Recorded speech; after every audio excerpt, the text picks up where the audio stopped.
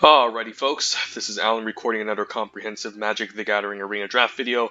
Currently have 5k gold saved up, and I haven't showcased any draft videos in a long time. And yeah, been losing a lot, as you can tell from the loss of gems. So let's do a quick draft, Zendikar Rising, get some of our gems back, and then once we go through this set, we can maybe do some more Kaladesh Remastered, but for now, let's do this. And this is bot draft, so there should be enough time for us to go through our picks. Of course, the signals are going to be quite weird given that they're bots, but hopefully we can kind of find the best archetype that's available. So let's go for it. And pack one, pick one. Quick draft, Zendikar Rising. What do we have the fine pleasure of opening today? Coveted Prize, not a very good rare. It's simply pretty much a discounted tutor. But overall, it's very okay, very medium. I mean, there's enough card draw in this set, regardless. That you don't really need a tutor. So it's a very okay card. I wouldn't really first pick it. Looking at the uncommons, Low Mage's Domination is great. It's what I call one of the mythic uncommons of this set. Although, unlike Imbolus's Clutches in Dominaria, this is a sorcery, and also it can only target creatures. But that being said, it's pretty good in any blue controlling deck, especially in the blue-black rogues deck if you're able to fill up the opponent's graveyard enough, you can get a pretty decent discount. But even in like a blue-green kicker deck or some sort of blue deck that's looking to go into the late game, Low Mage's Domination can be pretty backbreaking. There's a Balagator Recovery, nice recursion card, can bring back any card from the graveyard to my hand. It's also a nice mono dual face land as well. But overall, I still think the Domination is better. And then there's also the Brushfire Elemental, but it would lock us up into two colors. And usually I prefer the party decks over the landfall decks in this set, so I wouldn't necessarily want to start with this. But if I was locked in red-green, then I would definitely love to pick up a Firebrush Elemental. At the commons, we do have the Blood Beckoning, but we can always pick up one later. Rabbit Bite stands out as probably the best common, probably the best green common in this entire set. So really, the choices is between Rabbit Bite, Balagator Recovery, and Low Mage's Domination. And yeah, Low Mage's Domination can just be a pretty gnarly 2-for-1 in the late game. Of course, Balagator Recovery can always get back your best card from your graveyard to your hand, but of course you would need to cast it first. And I mean, this card is also pretty nice. 1-for-1, because if you can use a Rabbit Bite to maybe kill something, get back your Rabbit Bites and kill something again, this card can be great. But I think it's just an easy Low Mage's Domination, so hopefully we can build around this powerful uncommon. So let's take it here. And after first picking our Low Mage's Domination, there's a Shatter Skull Minotaur if we want to set some sort of aggressive party deck. Colony Ambush can be a nice mono dual face land that's also a fight spell in green. There's a Moss-Pit Skeleton, but it wouldn't really mix with our first pick. And then looking at the commons, there's a Rabbit Bite and Malakir Blood Priest as great cards. And Malakir Blood Priest obviously most excellent in the black-red party decks, so it would go along with the Shatter Skull Minotaur greatly. Rabbit Bite, Colony Ambush, again, both pretty excellent removal spells in their respective colors. So in this pack, there's nothing that really goes well with our Low Mage's Domination, honestly, unless we end up in some sort of blue-green kicker deck with either Rabbit Bite or Colony Ambush. Usually this is going to be at its best in, again, a long grindy blue deck or some sort of blue-black mill deck, whereas there's no real mill cards. So if we want to stick to maybe having the ability to utilize our Low Mage's Domination, I think we should take a green card out of this pack. And out of all the green cards, I don't mind just taking the Colony Ambush. Although it is a fight spell, just having it as a mono dual face land can be a decent upgrade, so you can play it either as like a land or a removal spell. So I don't mind taking it here. Otherwise, if I want to abandon my Low Mage's Domination, I would probably take the Shatter Skull Minotaur over the Malakir Blood Priest and end up in some sort of red aggressive party deck. Of course, one can make the case that you can play Low Mage's Domination and Shatter Skull Minotaur in the same deck, but it's not going to be the easiest to cast, especially with triple blue and then the double red from Shatter Skull Minotaur. And usually Shatter Skull Minotaur is better if you're going to just be in a deck where you're looking to curve out with lots of creatures early on to ramp this out, whereas the Low Mage's Domination is better in the late game. So I think it feels a little bit, I could, of course, take the most powerful card in this pack, being Shatter Skull Minotaur, but I think Colony Ambush is still a very good card, and it can still give us opportunity to be in some sort of blue-green ramp deck. blue-green kicker deck, which Low Mage's Domination would still be very good in. So let's take the Colony Ambush here. Honestly, I think Shadow Skull Minotaur is more powerful, but I don't think it's like so insanely broken that I have to take it over Ambush. So let's take the Colony Ambush, keep our options open, maybe stick with some sort of green-blue kicker deck if possible. And here in this pack, again, nothing too amazing. Had we taken the Shadow Skull Minotaur, we'd probably be looking at this Bug Catcher here. Also, the Stonework Pack Beast and the Songmat Treasury is great. Could take a Risen Riptide and kind of just force the kicker game plan with the Low Mage's Domination. Honestly, there's really nothing too amazing in black or blue. There's no... I mean, the Mind Drain does have synergy with the Low Mage's Domination, but I'm not going to take it here. So, yeah, another unexciting pack for us. So what can I take here? I could just take the Songmat Treachery if I end up in green-red or blue-red. I mean, this can still be a fine molded dual-face land. I can go all in with the Kickers deck and just take a Risen Riptide, or I can even take a Reclaim the Waste as a nice kicker enabler that can also allow us to ramp. Honestly, I don't know if we're going to be set up for a party deck for the Grotag Bug Catcher. So yeah, honestly, I don't know if I want to go in with the whole kicker plan yet, just because there's a Riptide and Reclaim the Waste being passed. I think I'll take a Songmat Treachery and stay open.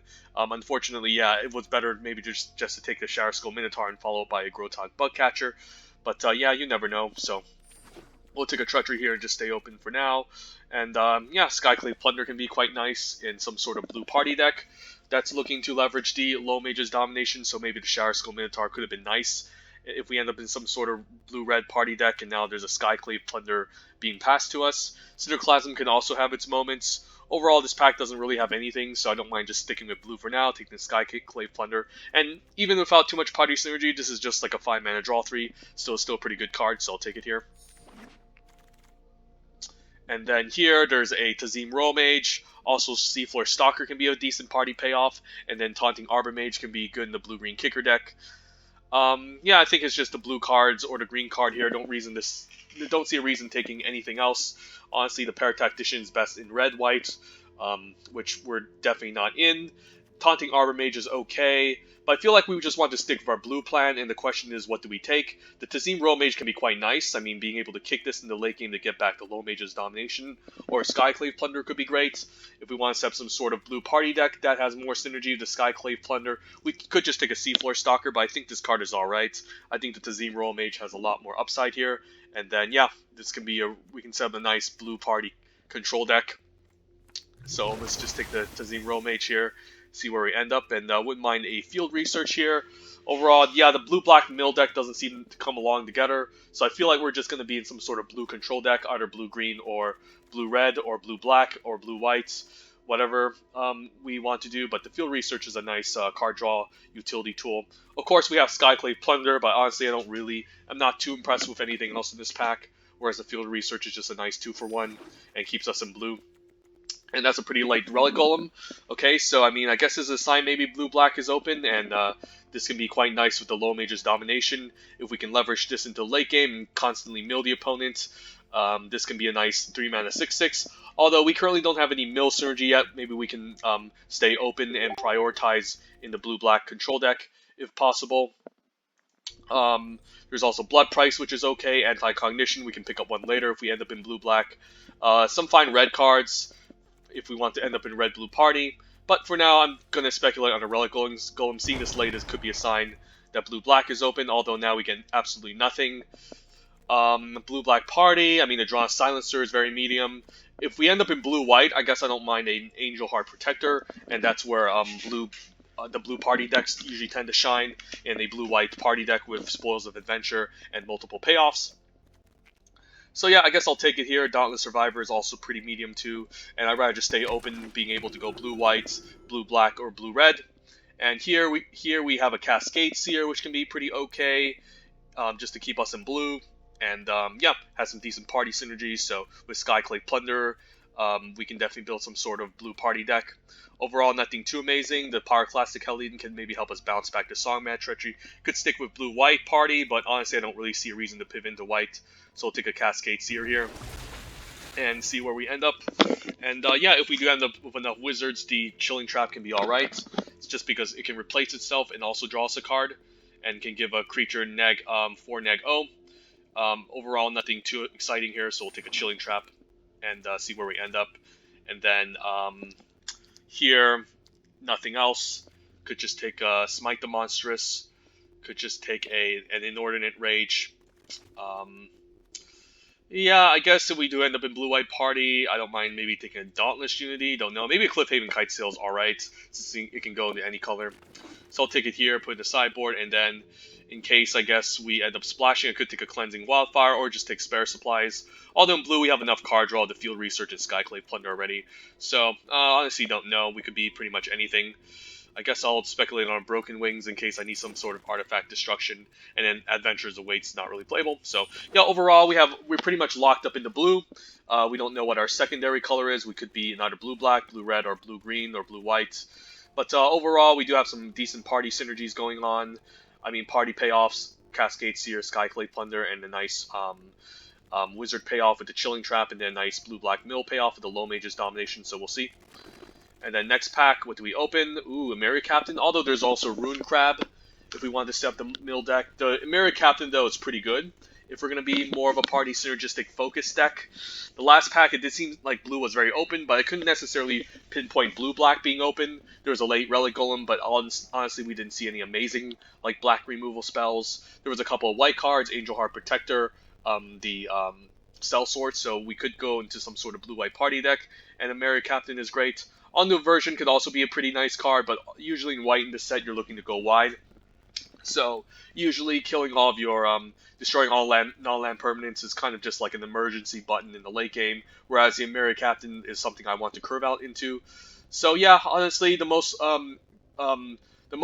conservative option would probably be the Seafloor Stalker, since it keeps us in blue, but honestly, it's not very exciting compared to cards like a Mary Captain and Rune Crab, as well as the Anduin version. So I feel like we're more set towards some sort of blue party control deck as opposed to a blue-black mill deck with the Rune Crab, since we didn't see a lot of mill in the last pack outside of the Relic Golem. So I see more inclined to just stick the Mary Captain here and just stick with blue-white, because I feel like that's a much more safer option. There's another Skyclave Plunder, but we have one already. I could just take a Baying Veil to keep my options open. There's a Namana Skydancer if we were to stick with the blue-black mill plan, but honestly, I think the Baying Veil is a nice mold dual-face land. Has been pretty much an overperformer. Not only can you play this as a land, but a nice way to basically ambush the opponent if they're to go for an all-out attack, which is great. So yeah, let's just take a Baying Veil, keep our options open, and see where we end up. And then, I mean, we could end up in blue-red, the Rock Slide Sorcerer, or we just take a Bubble Snare or Into the Royal. I feel like Into the Royal is a better card than the Bubble Snare, since it's instant speed, and sometimes you have the ability to kick this and draw a card off of it. Whereas I don't really see a reason to commit to blue-black or blue-red here. There's also Feed the Swarm, which is great, but I think it's better to just stick with blue for now. Into Royal, I'd rather have my first copy of Into Royal over Bubble Snare, since it has synergy with the Tazim Royal Mage if we want to cast it. And overall, I think it's just a better card. So let's just take it here, keep our options open. The Glacial Grass is alright, although there's a late Vastwood Surge. But honestly, we don't have enough ramp yet, so I'm not sure if we want to be in the blue-green deck yet. There's nothing amazing in blue-black. There's a Glacial Grasp, which is always okay, which I could just take here. Honestly, the Kabira Outrider has nice synergy in the blue-white party plan. But I feel like we can just stay open here, still take the Glacial Grasp, in case we, even if we're not looking to plan to mill the opponent out, I still find tap card that gives us a that replaces itself. The Vastwood Surge is fine, but also green didn't seem too particularly amazing in the last pack. So just take a Glacial Grasp for now, keep our options open. Pretty late Relic Vial for the black-white life gain deck. So again, this pack really doesn't have anything amazing. Could just take the Cleric, just to have a Cleric in blue-white party, which is pretty decent. Disenchant, Drawn a Silencer, not amazing, so just take a Cleric of the Chill Depths, have a 2-drop, and then Cunning Geyser Mage pretty late is pretty nice, since I could use a decent 3-drop that has relevant kicker synergy in the late game. Also pretty late Jiraga Visionary, so we could be in like some sort of blue-green party deck as opposed to kicker. But we'll take a Cunning Geyser Mage for now, stick to blue, and I'll put these into the sideboard. Could actually end up playing Angel Heart Protector, since I first picked a Mirror Captain in pack 2. And then, yeah, that's a pretty late Kabira Outrider, although there's a Seagate Colossus. I feel like we just want to take the cheaper card, being the Kabir Outrider, and then just set up for blue-white party. Honestly, yeah, none of this pack is super amazing. Again, Seagate Colossus would be okay, but I feel like we just need some cheaper creatures to cast, and we do have a decent amount of party payoffs already. Skyclave Plunder, Amira Captain, Cascade Seer, so let's just take the cheaper card. Kabir Outrider can be great, and then could take a Cell Sword here, pretty late Cell Sword. A decent 2-drop in the blue-white party deck, provides us a warrior in our deck, which we currently need maybe another copy. Or although this will be 3 warriors, 2 wizards, 2 clerics. So yeah, we have a pretty nice setup. So just gonna take the 2-drop here, and then Seafloor Stalker pretty late too, pretty awesome in the party decks. Outside of the party decks, I don't really like this in blue-black mill, since it doesn't really mill the opponent. But in blue-white party, where this is going to mostly shine, it's going to be pretty amazing. Or an Electromancer could maybe set us up for blue-red party, but usually blue-red, you're mostly going to have wizards. So, yeah, it feels like black-red party and blue-white party are kind of like at opposing ends of the spectrum, and in order to maximize your highest synergy of the party payout plan, I think it's better to just stick with the guidelines, and blue-white is where it's at, so we'll take a Seafloor Stalker. And yeah, another late Skyclave Plunder seems awesome. Could end up playing 2 copies, and could use a nice 1-drop Rogue. The Zulaport Duelist can be pretty solid too in these types of decks, so we'll just take it here. And I don't know if we're going to end up in black-blue party. Probably not, but we have a spare supplies, so no reason to take anything else, and a pretty late disenchant.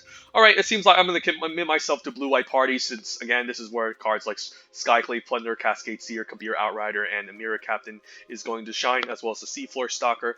Yeah, I mean, we could keep our options still open, but I think white seemed fairly open in this pack, and then I do need, like, the Cliffhaven Cell Sword on turn 2.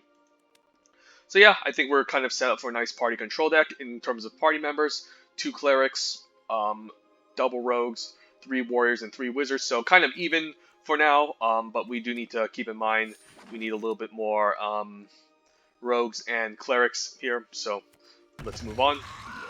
And then Master Winds can be okay on turn 4.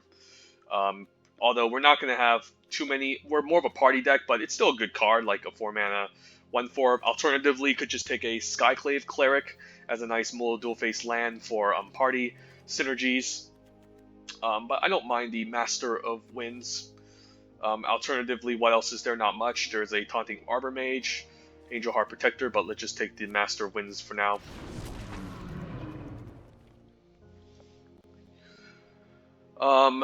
I guess we'll take a Into the Royal. Merfolk Wind Robber is okay too. Provides us a rogue on turn 1, but yeah, could use a good interaction spell. Into the Royal is always amazing. But yeah, let's just take it here. And yeah, I mean, there's a Malakir Blood Priest. So do I pivot back into blue-black party? Alternatively, there's another Seafloor Stalker, which I wouldn't mind. In terms of black, we really don't have much outside of the Relic Golem and the Highborn Vampire, and we don't even have that much mill yet. So probably not, but I mean, this card is pretty amazing in the party decks. If we do end up in blue-black party, is there a chance I abandon white? I'll be giving up on the Amira Captain, so yeah, I think we'll just take the Seafloor Stalker and stick with blue for now, and still fine having 2 copies. And yeah, pretty light Spoils of Adventure, perfect for this type of deck. And I could just cut my 1 copy of Skyclave Plunder and go for it. Alternatively, another Cunning Geyser Mage would be awesome. But for now, Spoils of Adventure seems awesome in this type of deck. And then, yeah, could just use more 2-drops. The Cliffhaven Sellsword is great. Pretty late Shadow Stinger for the blue-black mill deck. But, of course, we haven't seen a lot of mill cards in a long time. So we're going to take the Cliffhaven Sellsword, and could just take a Farsight Adept as a fine 3-drop. And can provide us with an extra wizards. So 4 wizards, 4 warriors, 3 rogues, and 2 clerics. I mean, I could just take another cleric here to fill out the party. Honestly, the Farsight Adept has decent synergy in the Master of Winds. But I mean, I wouldn't mind like another turn 2 cleric with the Cleric of Chill Depths. Honestly, since it's not like we're lacking wizards, I'm not even sure if I want to play Master of Winds, to be honest. Even in this sort of party tempo deck that we're looking to build. I mean, I could just cut maybe the Seafloor Stalker and just have a Farsight Adept, because it's just a better body overall on turn 3. Although I wouldn't mind a second cleric though.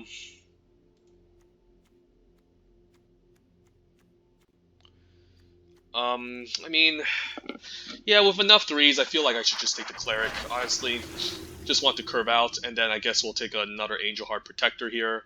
Sure, could maybe consider the McKinney Ox on turn 5, but it doesn't really have any synergy. We're not really a landfall deck, so just take an Angel Heart Protector. And then, yeah, another late Farsight that can be excellent. How many wizards do we have? It's 4 wizards. I don't think it's enough to leverage the Relic Amulets. We do have a couple of instances and sorceries, but honestly, I think the Farsight depth is just better. And then we can just round out the party.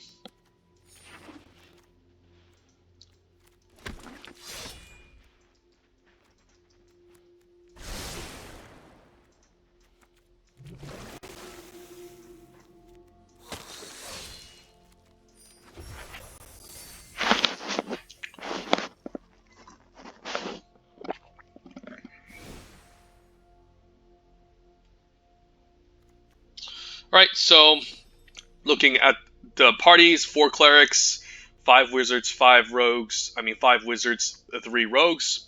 So cards I could consider cutting here could just be the Master Wind because it requires a wizard to trigger. Bayin Veil, we can cut a land for the Bayin Veil. The curve looks okay on 4. Could cut a Cleric of Chill Depths. How good is Chilling Trap? Chilling Trap can be alright. We're not like really a wizard synergistic focus deck. That's the problem. We just want to kind of diversify our party as much as possible for these types of decks. So 4 clerics, 3 rogues, 5 warriors, 5 wizards. So let's put the into the roll here. Field Research, Glacial Grasp, and Low Mage's Domination can be a nice late game card. Let's see. Yeah, I feel like we could just cut the Master. It's not like we're trying to... it's a fine flying win condition, but honestly, I think we can win the game without it. We're not trying to constantly trigger the whole Wizards thing. It's a decent upside, but 4 mana, 1/4 flying is kind of abysmal. I hate to say it. And then since we're not really focusing on too many Wizards, we're not going to cantrip off of the Chilling Trap a lot, so I could end up cutting a Chilling Trap. And then the final cut, I could cut another land. Is that too insane? We do have a couple of 4s we want to cast, a couple of 2s we want to cast. Zillipordoris Duelist is one of our very few rogues. In terms of creature count, 16 seems awesome. I could just cut maybe the Field Research since we have double Skyclave Plunder and the Spoils of Adventure already. Because mostly this is just going to be a curve out deck that's looking to beat down. I could cut the Field Research. I could just cut a Skyclave Plunder, perhaps, since this is just much cheaper. And then, the Skyclave Plunder is pretty much, I think, better than Field Research in this type of deck. Because honestly, this is not really a kicker deck that's looking to go into the late game. I think I need as much interaction as possible, so a card like Glacial Grasp can be quite good. And I do want to hit my 4s consistently, so maybe we just stick with 16 lands plus the Bayin Veil. And then, yeah, I could see myself cutting the Field Research, and then we do need some early games, so stuff like this can be great, and then curving out with the Cleric of Chill Depths, even though it's not a very aggressive card, can be fine. Alternatively, I could just cut the Cleric, and I don't really want my curve to be super high. The Master Wind seems pretty medium in this type of deck, even though we took it. The Field Research, again, the Skyclave Plunder is just better on 5, especially with all the party members. We can really dig deep into our deck and then bottom the cards we don't need. So yeah, we could just try it out like this. 4 Wizards, 5 Warriors, 4 Clerics, and 3 Rogues. And yeah, this looks like a nice blue-white party deck. And yeah, again, I do want to hit my 4s consistently, so I think we want to stick with 16 plus the Bayin Veil, which we might cast sometimes, so it's mostly like 16 lands. Spoils of Adventure will get a pretty nice discount in this deck too. We still need lands to cast a Low Mage's Domination, so yeah, I don't really think I should go below, like, go into 15 lands plus Bayin Veil, because if we go 15 lands plus Bayin Veil, what will we play? Spare Supplies, Field Research to hit our land drops? Probably not, so let's try this out and see how it goes. And I do love drafting these party decks a lot. I think it's the most emphasized mechanic in this set. and 16 and 9, so we do need to hit our blue quite consistently. So I could cut a plains and then just add in another island, so it's more like 10 blue sources, 7 white sources, and this can be great. So yeah, let's try this out, see how it goes, and add this, and then yep, we'll just play.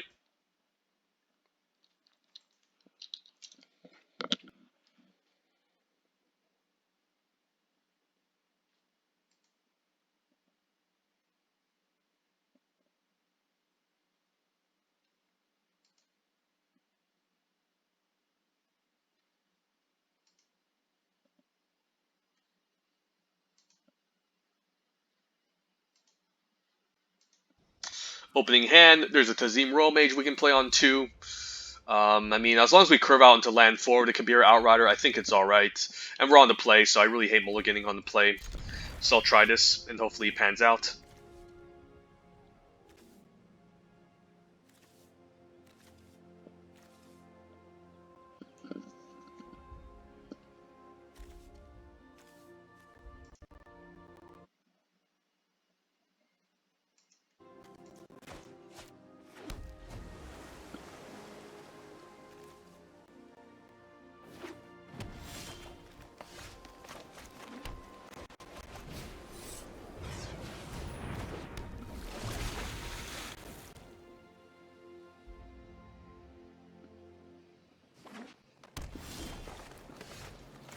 Oh, let's get in for 2. Could, into the row end of turn, but I'd rather have it kicked.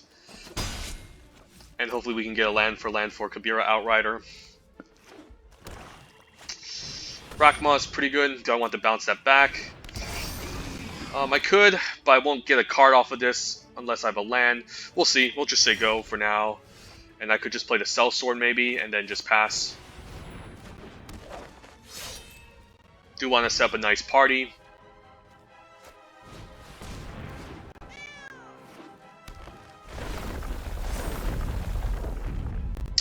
Do I want to trade here? I mean, he could put a counter. Okay, so land is nice. We can kick an into the royal. So, I mean, I could just play Kabira Outrider and be a little bit aggressive here. But kicking into the royal can be quite nice, especially to set back the Grakma. And he might be aggressive with the Territorial Scythe Cat next turn. So I wouldn't mind just trading for it. And then if he has some sort of trick, I'll just use the into the royal to bounce it back. So yeah, this trade seems good, and then if he has anything here, I'm definitely going to bounce it.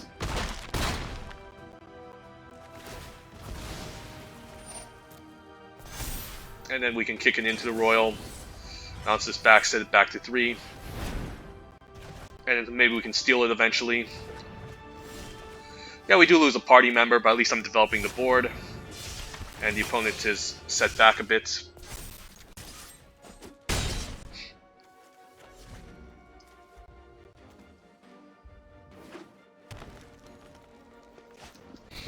Turn Timber Aesthetic, we could just tap. I feel like I want to tap this onto the opponent's turn, but if I don't, I guess I can just Outrider here and maybe get in for... Yeah, just get in for 4. And then I'm fine taking 5 or double blocking. We'll see. It didn't seem like he had any combat tricks since when I blocked with the Cleave Him and Sellsword, it resulted in the trade. So I could just double block here, honestly. Constrictor, okay.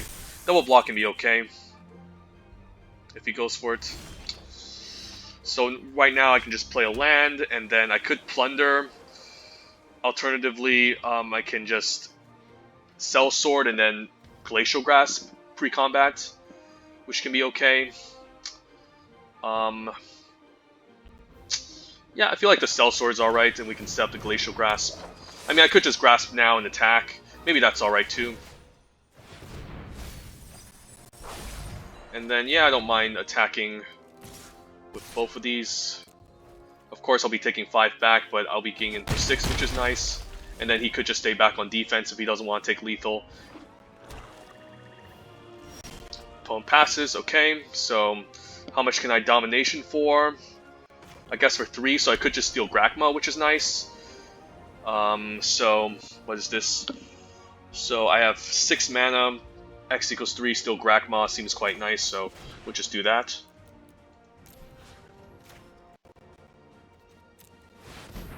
and then we can just swing out. And then he's forced to stay back, and then, yeah, I guess this is lethal unless he has an instant. So yeah, not bad. Just tempo the opponent out. Double Skyclave Plunder to refuel. I could also just cut a Plunder, maybe, because it seems like we might have too much card draw in this deck. In that case, what would I like? Like, maybe like a, yeah, it feels kind of awkward just having both Skyclave Plunder and then not having a build, and just not having enough mana to cast it since we're looking to curve out.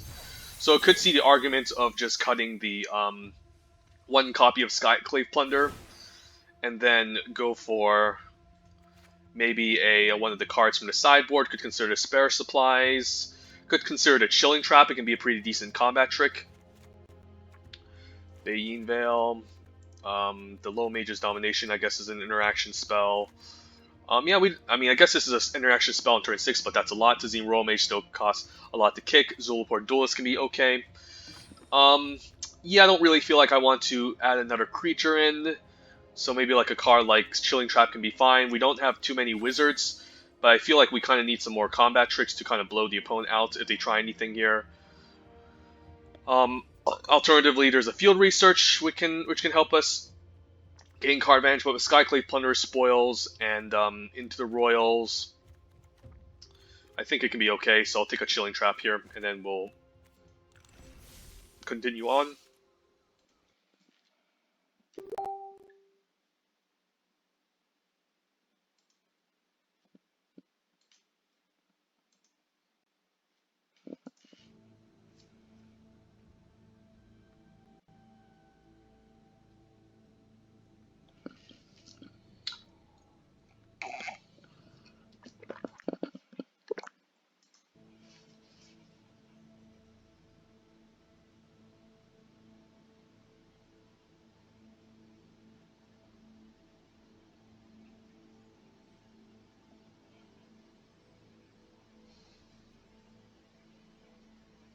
Like, even if we don't draw a card, I think I might need more interaction again in a deck like this.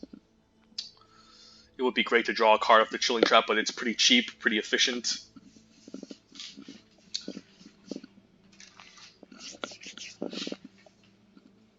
I mean, I could just try to Field Research instead.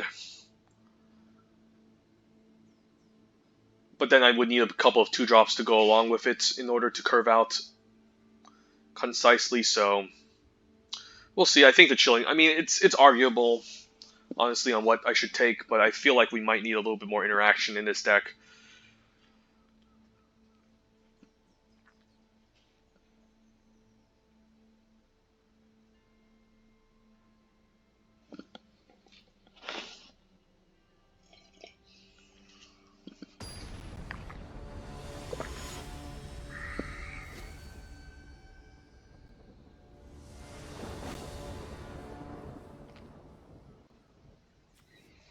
Right, well, we have a Duelist on turn 1. I don't know how amazing it is. It's probably not going to be super amazing.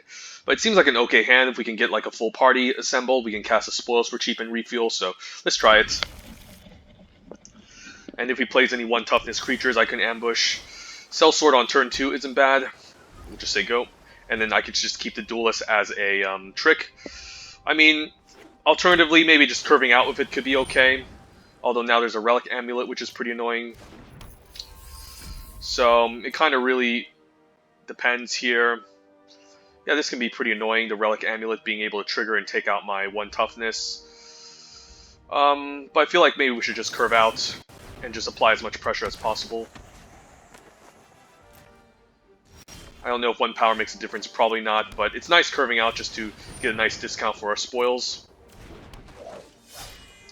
And then, yeah, this is mostly a tempo deck, so I do want to just progress the board state as much as possible.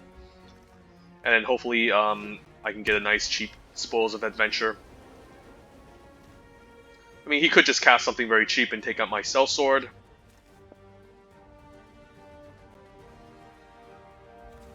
So nothing, so he could have something here. Yeah, let's just play out the Angel Heart Protector and see what's up. He could have his own Duelist in response. So I think I'll just target a Sellsword. I mean, I could attack for 1, but I feel like he has his own Duelist and I might need an extra party member. Whereas even if he duelists against the 3-1, I should be okay, so... Okay. Just to prevent 3 and maybe pinging off the Zulaport duelist, I mean the Sellsword next turn. And if he just wants to hold on to the counter, I can just Spoils of Adventures for 3 next turn and refuel a bunch of cards. Mill the Mirror Captain and Kabira Outrider, but we don't even have the 4th land to cast them.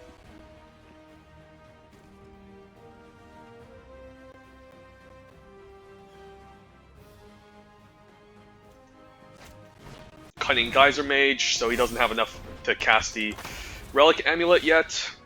So I could just play land. I could Outrider here and just attack in for a bunch. Alternatively, I could just attack and use the Chilling Trap and then Spoils end of turn, which seems maybe a lot better. So yeah, let's just attack here and see what's up. And this still costs 2 to cast, so...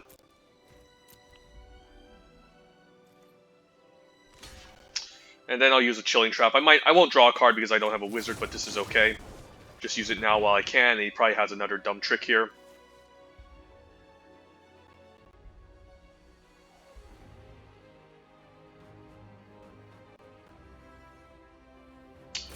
Probably has a Shell Shield. I mean, that's alright.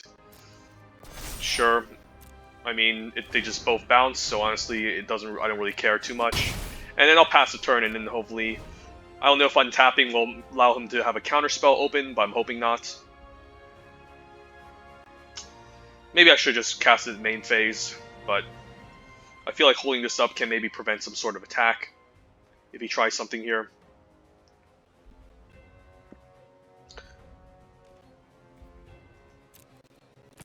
I'll take 3.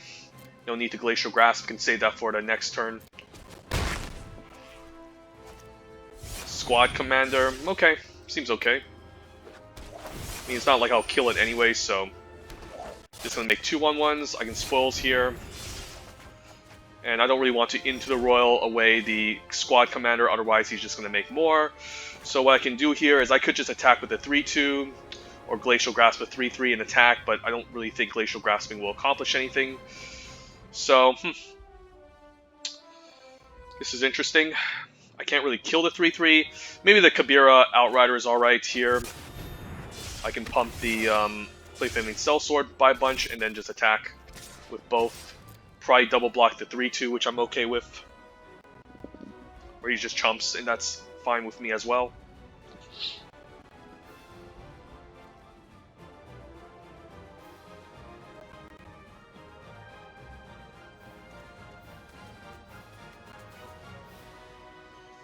But opponent seems to also be in some sort of blue-white party deck with more wizards and instances for this Relic Amulet.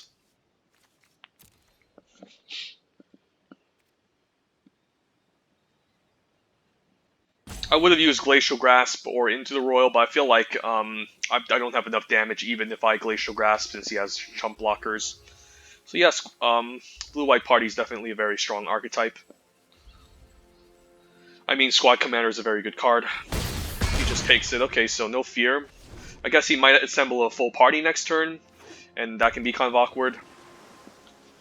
But I guess we can maybe just swing back if he's not too careful here, and decides to go all in. So we could just Glacial Grasp and Seafloor Stalker next turn. If he takes out my Kabira Outrider, that's still fine. He'll be using 2 mana for the turn.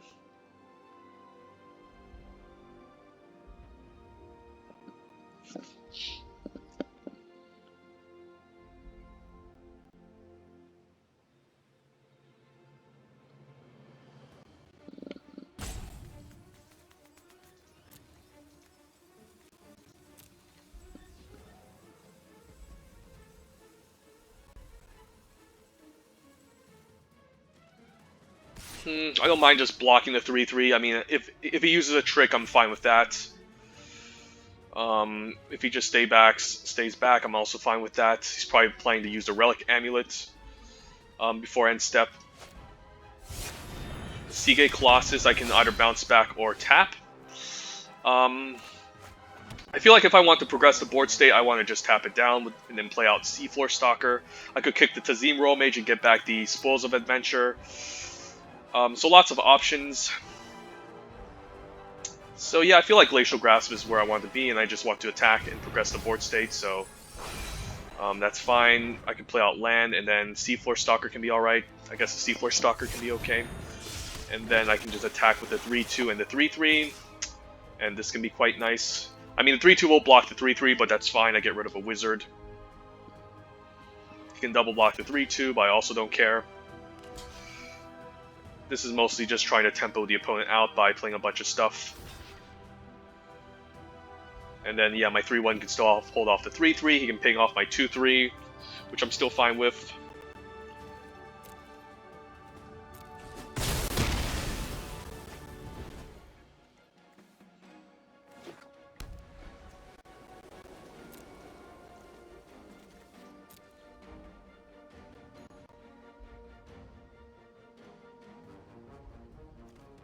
I can act, this has a 2-mana discount, so if I can kick a Tazim Royal Mage and then activate the Seafloor Stalker, that would be perfect. And then the question is, what do I get back? Maybe the spoils to help refuel again.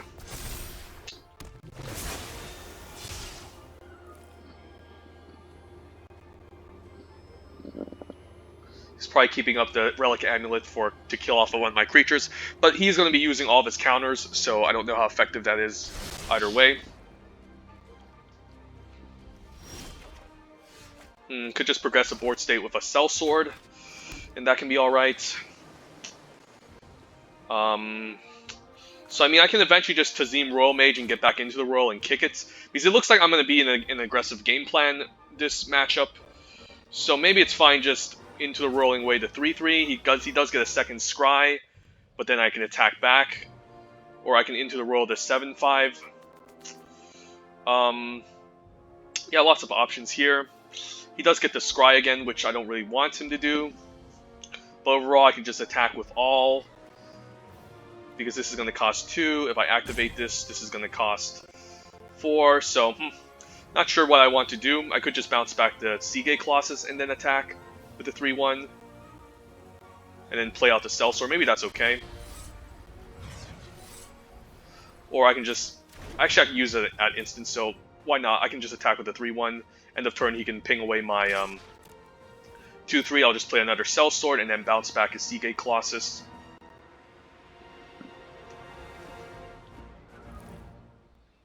I mean, I could also just take 7 here and then just end of turn after he... I can just take 7, and then before end step, I can just... I can take 7, before end step, I can into the Royal and bounce this back to set him behind.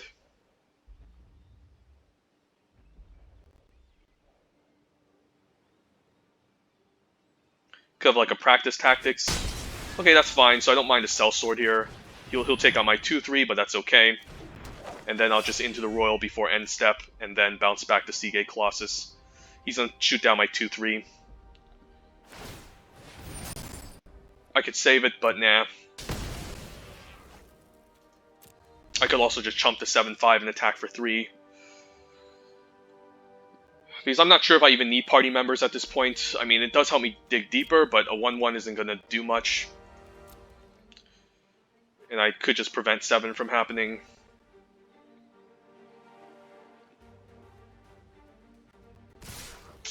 I guess I'll block the 3-3 here, and then maybe just take 7. Or just chump it. I guess I'm fine with the chump. I don't really want to bounce the squad commander, so I'm hoping it just dies. Yeah, I guess the trade happens. And then I can bounce this before end step and set him back, since he will still need enough mana to cast this eventually. I mean, I could also just kick back and get back spoils, so I'm not even sure if I want to be aggressive, honestly. Since I'm just looking for card advantage maybe at this point, to maybe put more bodies on the battlefield to tempo the opponent out. Kicks a Shell Shield, well that's pretty annoying, so... yeah, that sucks. Ooh, Domination, how much does he have in his graveyard? 8, so I can steal this. So it's X equals 3 less generic to cast if it targets a creature whose controller has 3 or more in his graveyard. So this I can cast this for 4, which is nice. So let's do it. I guess I can't. 3 generic less to cast if it targets a creature whose controller has 8 or more cards in their graveyard. So how does this cost 3 generic less? I guess I can't X equals 5. I guess I need X equals 5, so that's a bit upsetting.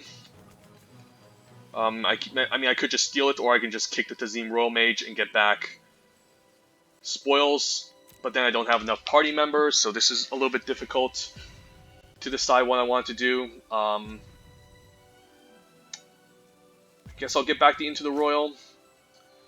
Not sure here. He'll just ping it off. I'll take 8. Since spoils is going to be pretty expensive.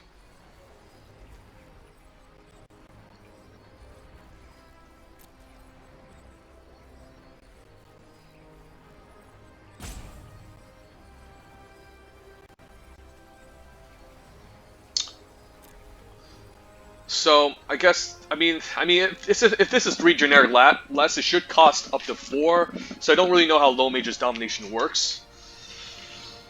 I mean, this is 8 in the graveyard. Am I correct? 1, 2, 3, 4, 5, 6, 7, 8. So this is going to cost 4. I can Low Mage's domination for. I mean, I guess this is supposed to theoretically work on the Seagate Colossus. So I'm not sure here. If he wants to just rope and lose the game, that's fine with me, but he's probably just AFK.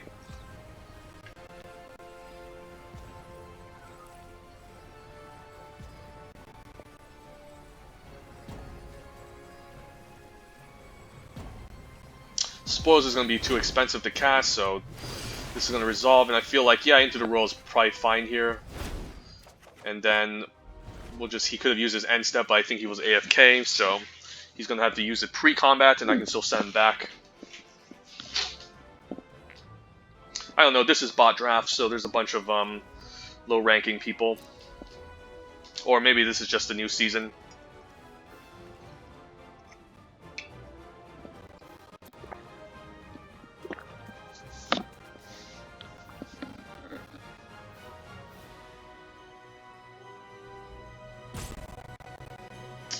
Maybe I'm supposed to X equals 7. I'm not sure how this works.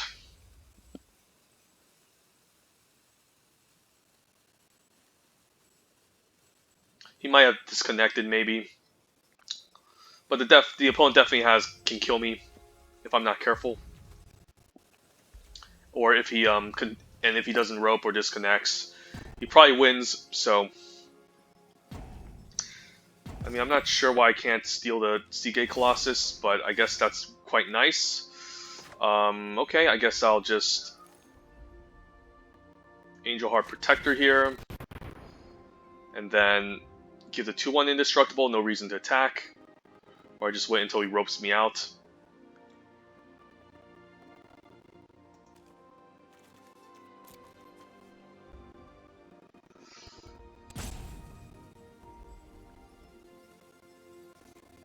Or he ropes himself out.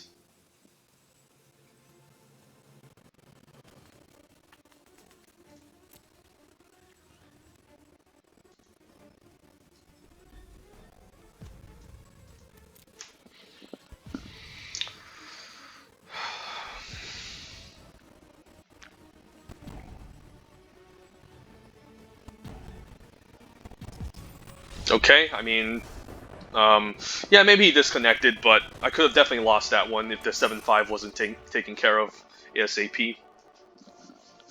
So kind of got lucky there, having the opponent rope.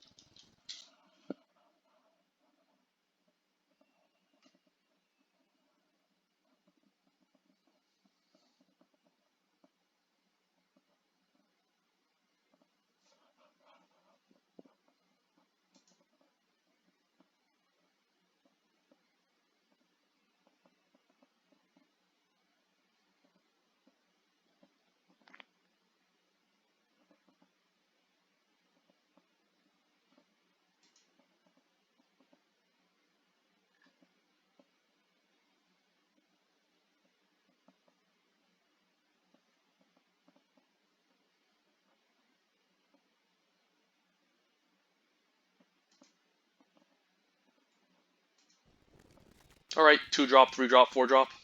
Seems good. We're on the plate.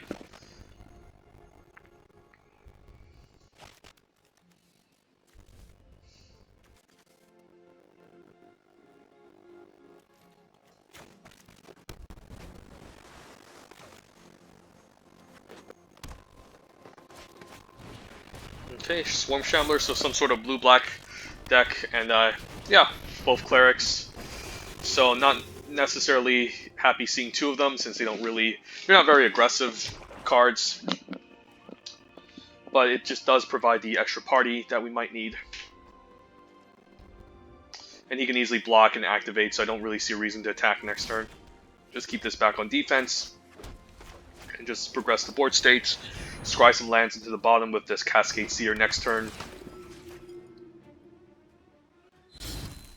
And if he wants to just constantly activate this is fine. It's not like this is a really insane card or anything. He does net a token out of this, but if he's going to be using 1 mana to grow this over time, it's still going to be quite slow. And he's still going to have to keep up 1 generic, so that does slow him down, I guess. I don't mind trading for this. Bayeen Veil isn't bad. I could just attack, and if he blocks I can Veil, and then cast a Cleric. I don't hate it. Let's get in for 3.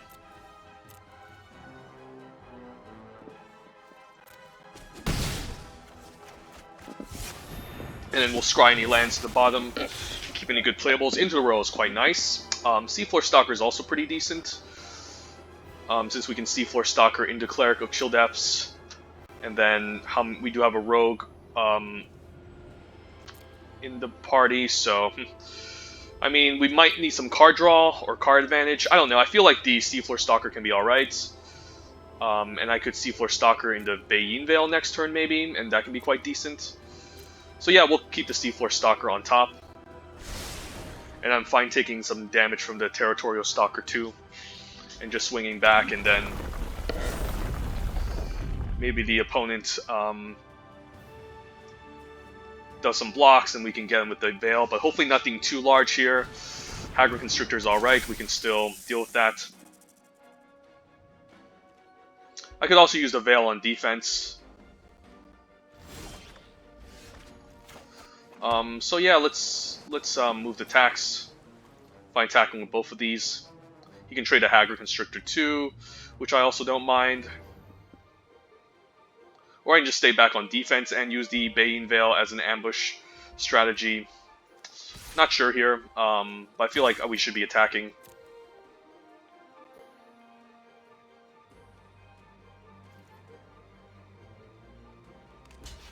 If he's just going to block with a 2-2, that's fine.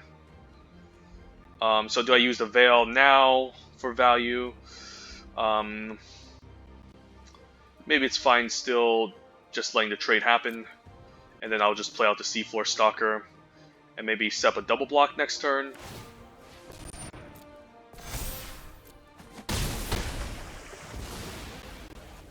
I could also just play out the Cleric. But I don't mind just double blocking using the Veil if I have to next turn. On his turn when he decides to attack.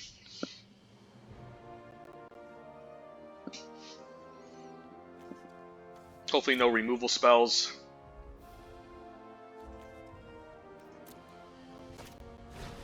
Reclaim the waste to get a land. So he can play land and then grow the Scythe Cat and also keep up mana for the Swarm Shambler. And then we can still bounce back to Shambler. He gets a 1/1 token, but it does slow him down significantly.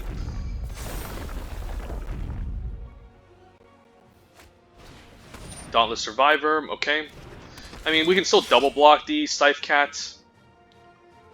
I think he wants to just get in here. I mean, I could just block with the 1/3 maybe and just into the Royal Way to Cat next turn, or just take 5.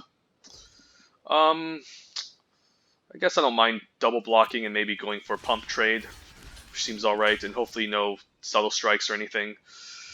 It's not that amazing, but hopefully this doesn't blow me out. Subtle Strike would be really bad here, but I think I have to go for this. And then into the Royal Way to Swarm Shambler next turn. So yeah, worst case scenario, Subtle Strike. Best case scenario, trade happens. Like, he's keeping a priority for the Swarm Shambler. So, I guess he's just going to activate, which is okay. And I can still attack for 3. I mean, it's not going to net him any value, so he should maybe kept this back so the 3/3 won't be able to get in. So now I can into the Royal. So yeah, don't mind just attacking with for 3. And then, I mean, I could also attack with the 1/3. And then we'll just kick it into the Royal, bouncing back the Swarm Shambler back to his hand. And I can just take the hit, maybe, so then he doesn't have to recast it. Veteran Adventure, though, that's pretty scary. Okay.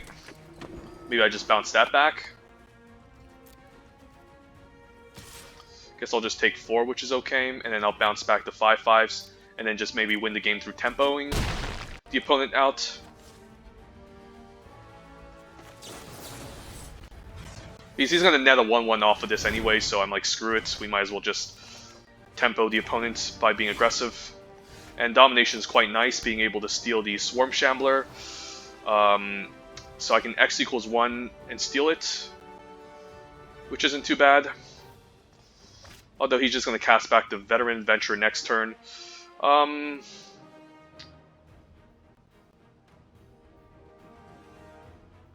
mean, I can't really steal this because it's a 6-cost card anyways. I mean, he's going to make a 1/1 off of this, which is also very annoying. So not sure. I think we just attack.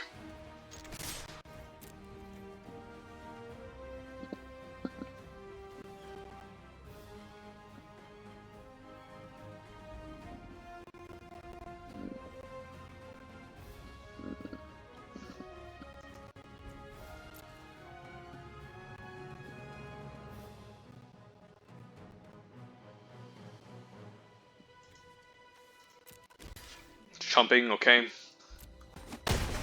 I mean, am I gonna get a better domination?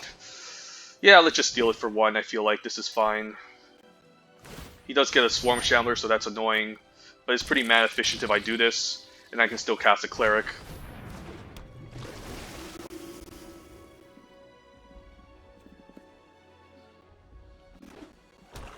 He can cast a large Veteran Adventure. I can keep up the Swarm Shambler's ability.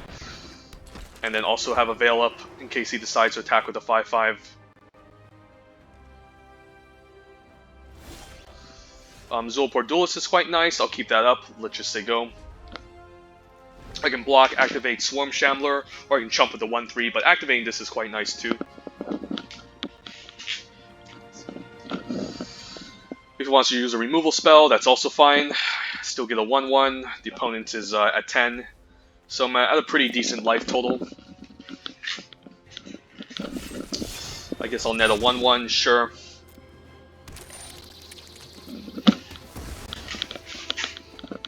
And then I could just go for a triple block if he attacks, and then I can Zulaport Duelist in order to...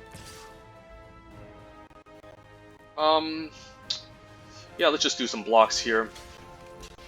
And if he tries something, I still have Zulaport Duelist and the Bayin Veil up. I mean, he can only kill one thing, and even if I use the Duelist here, it's still going to kill the... I'm still going to lose the Cascade Seer, so this is fine. And then I can attack for 3 per turn, and then keep everything up still, so that's not bad. Yeah, we'll just attack with all, honestly. I'm fine with the trade, or I can just Duelist here and make him lose the 1/1, which is also fine. Yeah, this is fine. I guess this is a decent use of Duelist value. And I still preserve the token, which, you know, is alright, but... not sure if that was correct, but honestly, none of my creatures have high power anyways. So just want to preserve the token for maybe something. Now I need to find something to get rid of this Highborn Vampire. Scoot Swarm is also kind of broken. So yeah, this could be bad if he keeps hitting lands. Now the Kabira Outrider is quite nice. Can now pump a Cleric and attack in for 4.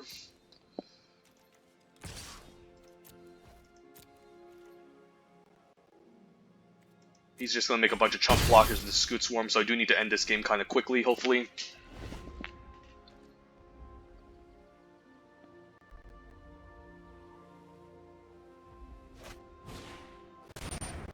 Yeah, I guess he's fine losing 4 life. I mean, that's just lethal, right? Yeah, I don't know if the opponent misread that. I guess he didn't have a land to make chump blockers with, so that was maybe a concession.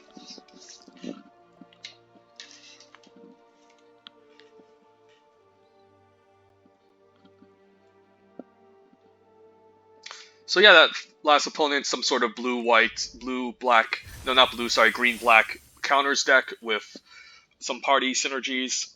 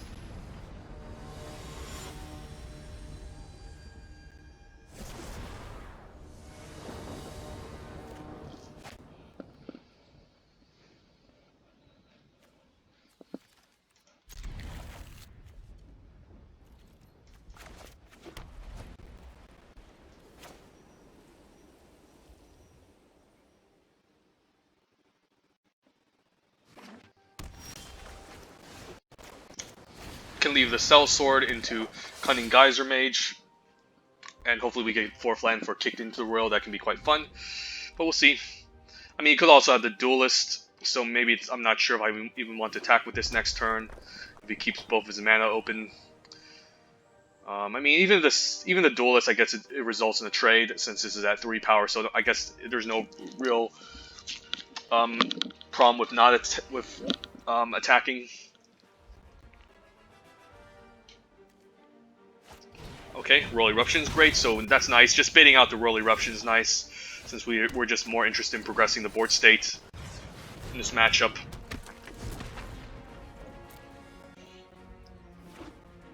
We can kick it into the Royal next turn. Get some value off of this, and then still keep blocking the opponent for 3. Could just cast Cascade Seer. Maybe that's just better. Just want to get more stuff on the battlefield before I kick this. And then if he does decide to... land will also not be that bad, since I probably need 5th land for Skyclave Plunder. And for the Tazim Royal Mage, so land is fine. And then maybe I can kick it into the Royal next turn. If he tries to do some sort of weird ambush trick, I can also just keep this up at instant speed. So this is the reason why it's better than Bubble Snare. Okay, he just wants to be aggressive, that's fine. He does need to, like, keep up a land if he wants to use some sort of weird trick, like the Wizards, the Chilling Trap.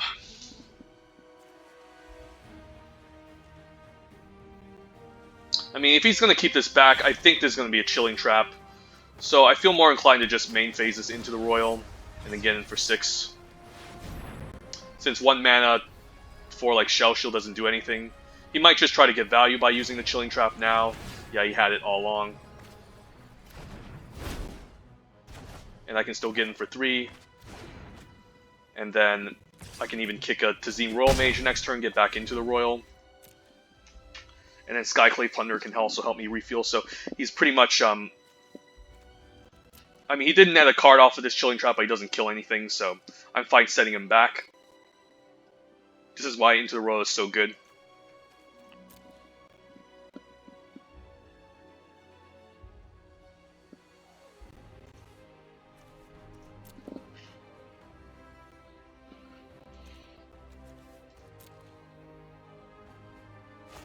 So yeah, he needs to tap out for Molten Blast now, and we can kick a Tazim Royal Mage and get back the into the Royal to slow him down still. Yeah, I don't mind that. Just get back into the Royal, be very annoying. We'll just tempo the opponent out as our deck intends to.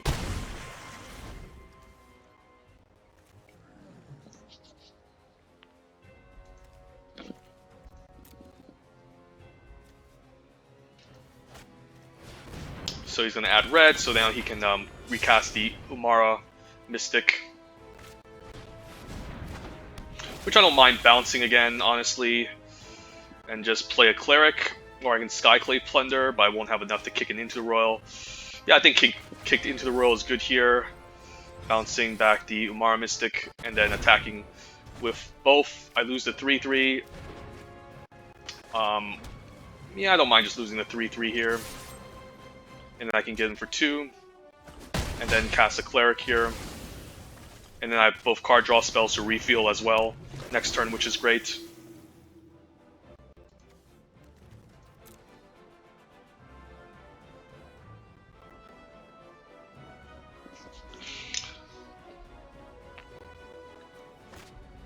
Cascade Seer to hold the fort, and Scry for lands, perhaps. Chilling Trap isn't bad, although I do want a Wizard with it. So I could just Skyclave Plunder since it's sorcery speed. And then we can get back Outrider. I mean... I do want to play my Seafloor Stalker, so I guess I don't mind a Seafloor Stalker and land, which is fine. I guess the Outrider, since it's 3 cards. That's quite nice. I can play land into Seafloor Stalker. And then next turn I can maybe set something up with the Outrider and Spoils and Chilling Trap.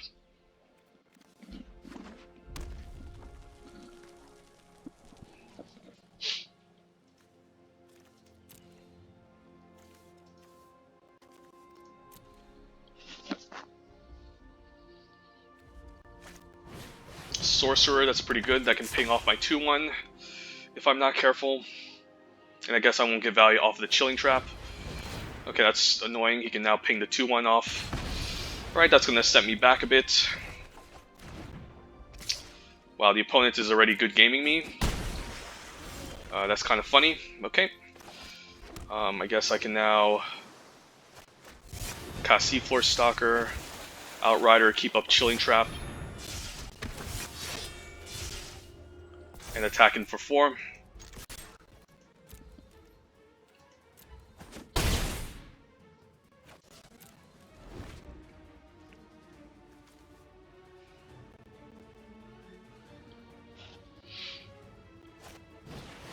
Okay, I mean, he's just going to get back and into the Royal, but honestly don't think there's enough. I guess I'll just activate the Seafloor Stalker and win. I guess that's the reason why he said good game, because he can't beat me here.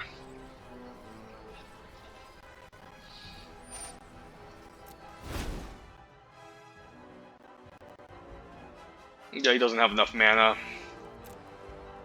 So I can activate this for 2, which should be enough to kill him for lethal. So, unless he has another Chilling Trap, land into Chilling Trap, I don't know how he can win this. Yeah, it's a good game.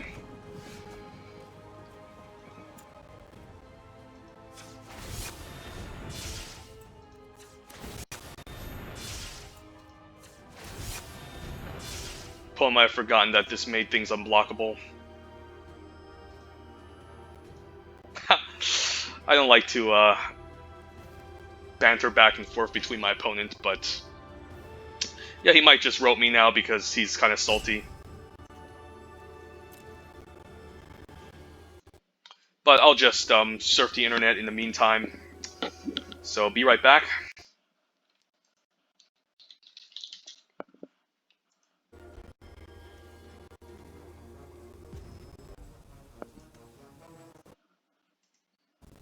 Did he throw his keyboard down or something? Did he smash it? I have no idea. Not trying to be rude or anything, but honestly, this opponent got really salty, and yeah, he's just emoting me every single time, so... Oh well, sometimes you live, sometimes you learn. You can't win them all. I lose the game too sometimes, opponent, so...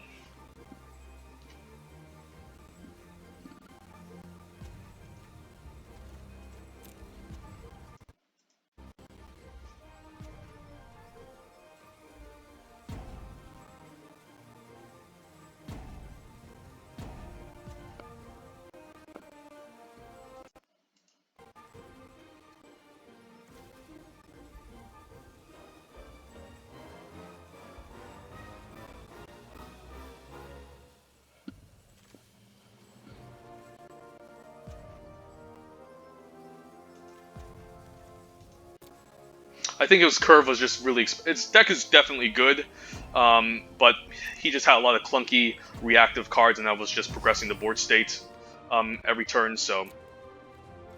We'll just get him for 5, and then, yep, good games. Can also just... Could have casted Spoils just to see what I would have drawn into, but... We're not gonna waste our time being curious.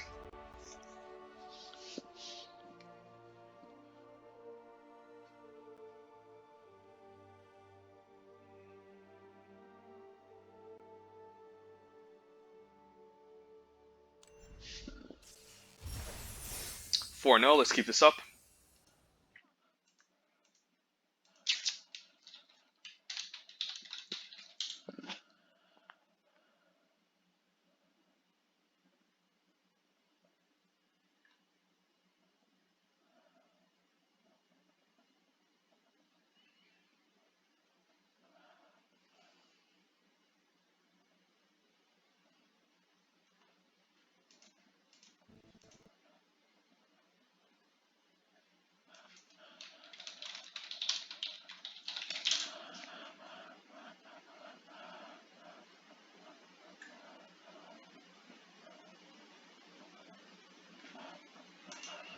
Okay, can roll Mage on 2. Don't have white mana, but we're on a draw, so I could just risk it here.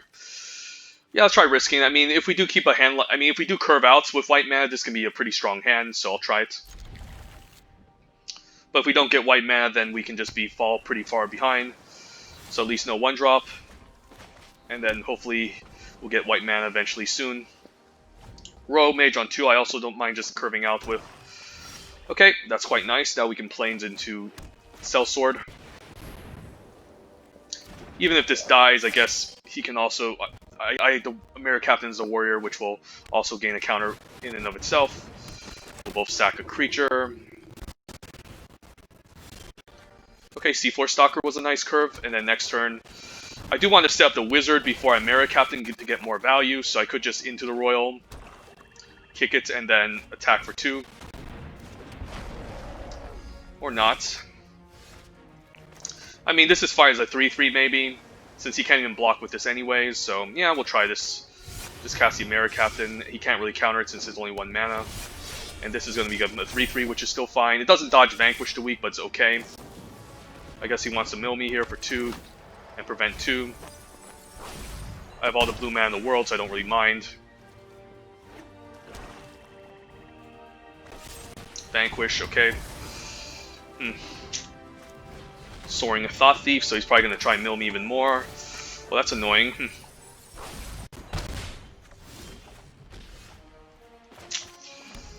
Could Plunder here. Or I can just cast a Seafloor Stalker and keep up into the Royal, which could also be okay. Could kick the into the Royal. This is interesting. I don't really see a reason to kick an into the Royal, that's the only problem. So maybe I'm fine just attacking and then playing another Seafloor Stalker and then... DC's definitely not going to block this, I imagine. He can get the Relic Golem online next turn. So I could just cast a Seafloor Stalker and then pre-combat just bounce the Soaring Thought Thief. So he doesn't mill me, and then... Cunning Geyser Mage kicked. Well, that's annoying. I guess I'll just into Royal the Soaring Thought Thief so he doesn't get the Relic Golem online. And I'll take 1.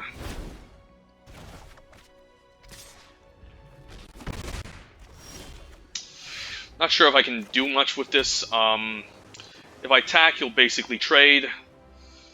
I could just kick a Tazim Royal Mage and get back into the Royal back.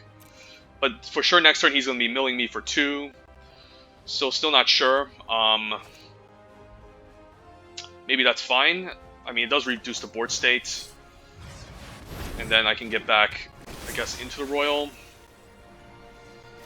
Which is okay, and then then I can just stay back and trade a 2-1 off for the 3-2, and then I mean, he doesn't really have any good attacks here unless he wants to lose the 1-1, which I prefer him trying to do. So he's probably going to keep up the mana ability of the Relic Golem until end of turn. So not the easiest matchup still. Double into the Royal. I could plunder and then keep up into the Royal, or just kick this. I mean, I could just kick this and try to get a land, maybe. Not sure. Yeah, I'm definitely going to get milled here, so not sure what I want to do. Maybe I want to plunder into a land and get an unkicked into the Royal. Maybe that's just fine. Just do it that way. So I can look at the top 5. Opponent's going to mill in response. Okay. And then Glacial Grass could be pretty good. The Duelist can be nice. And then I can get a Plains as well. Since I'm missing double white. Play land, and then we'll pass the turn. I could have also attacked with a 2-3 actually. And then if he blocks with a 3-2, I could just use a Duelist. We'll just say fine, move the attacks, and then could just into the row bounce the Golem. Not going to get value, but it does prevent 6 damage from happening. I mean, he could just recast this and have a blocker, so I'm kind of giving him pseudo-vigilance. So not necessarily the best plan of action. So I could just Glacial Grasp here, attack with all. He blocks, I can use a Duelist, and then play out Seafloor Stalker, maybe that's fine. Not bad, and then I can just attack with both.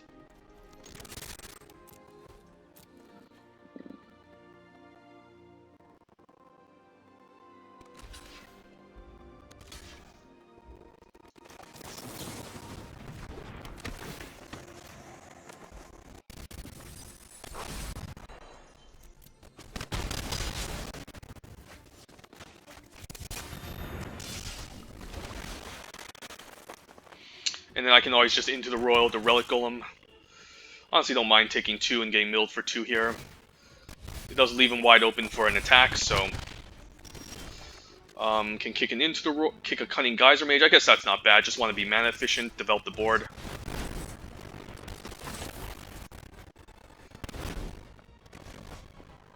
And then just attack for 5. And we'll slowly just grind him out.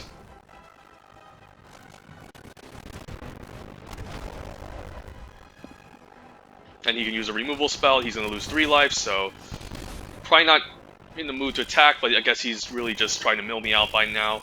Since I only have 8 cards left in the library. But we'll just into the roll here. Kicked. How much mana do I have? 3, so can't cast Seer first. But this does set him back quite nicely. And a Domination can be nice to follow up next turn with.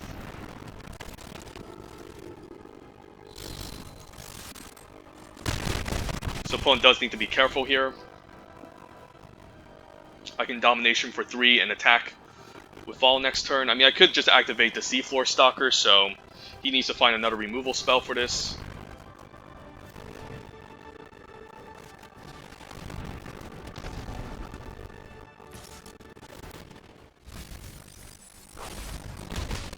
He's playing a love emote. Maybe he does have something, I don't know.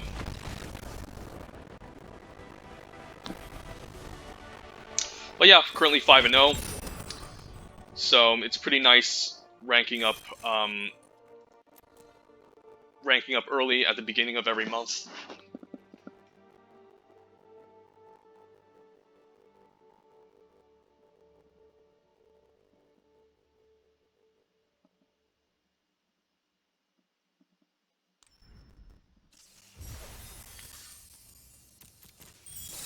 So 5-0, let's keep this up.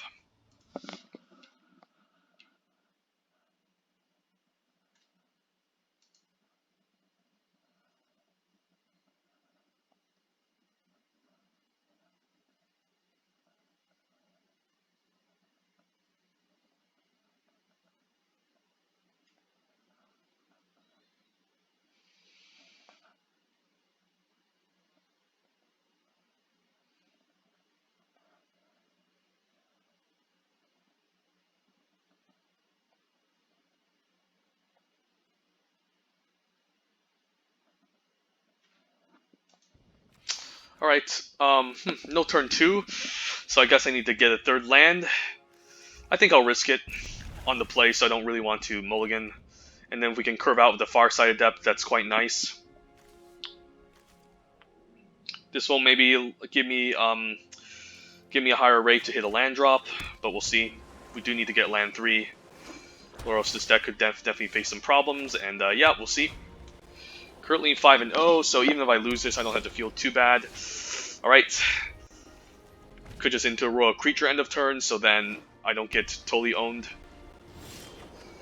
And yeah, I guess we'll just get rid of the Seer, or the Kabira Outrider. Guess we'll get rid of the Outrider.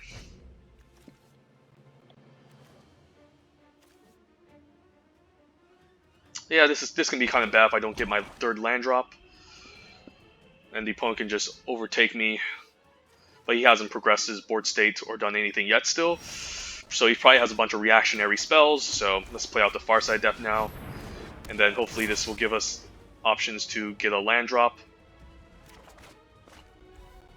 Can still use Chilling Trap with the Farside Depth so we can get value off of that as well. Prowling Feldar, so we could still tap this down or kick an Into the Row, but we don't have Into the Row with Kicker. So maybe just a Kabira Outrider hidden for 2 can be nice. You just want to progress the board state.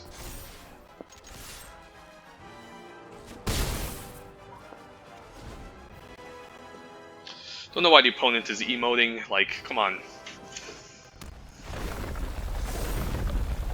We're not perfect here.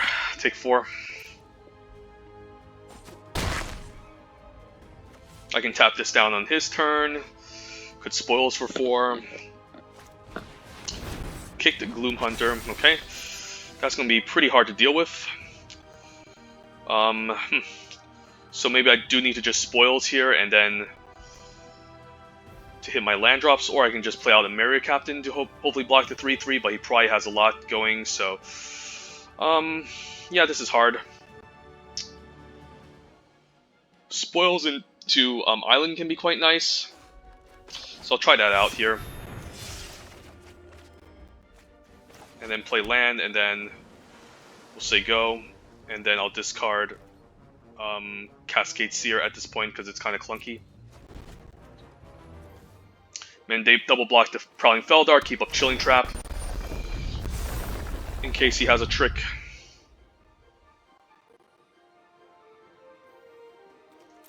I mean, I still need a card, but I'm definitely going to block the Feldar. Guess I'll just prevent 3 here, use a Chilling Trap now. And then maybe I steal the Gloom Hunter once I get a 3rd island. Kicked, okay. Yeah, this is not good. This is not good at all. Guess I'll just play the Cunning Geyser Mage, or I can just cast the Angel Heart Protector, keep up into the Royal. I guess I'll just do that. But yeah, this is bad. The opponent just has a lot of blockers, and I'm just gonna be totally owned at this point.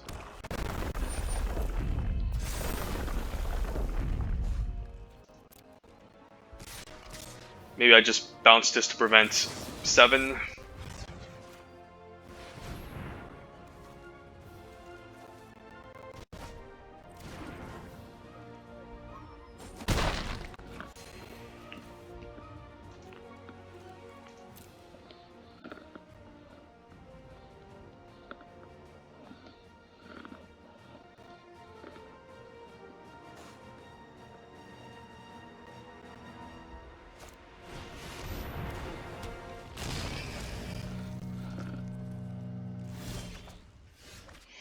Land is good, so I could just maybe steal the Ghastly Gloom Hunter, or I can just kick the Cunning Geyser Mage, step back the Prowling Feldar. Maybe that's okay still.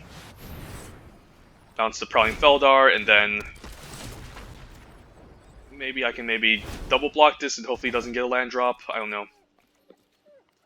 We'll see go. Maybe I am forced to just chump the Dreadworm. Most of my creatures are small. Maybe I just take 8. Maybe that's fine. Maybe not.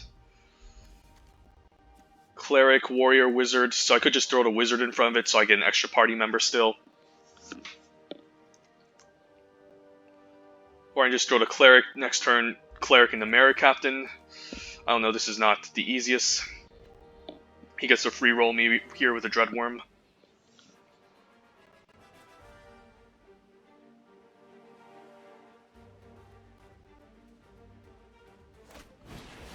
Ooh, Maul. Okay. It's not going to be easy, for sure.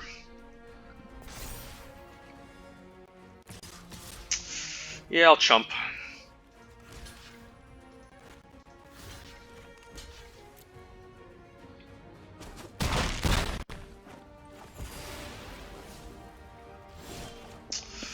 I mean, how else are we supposed to win this?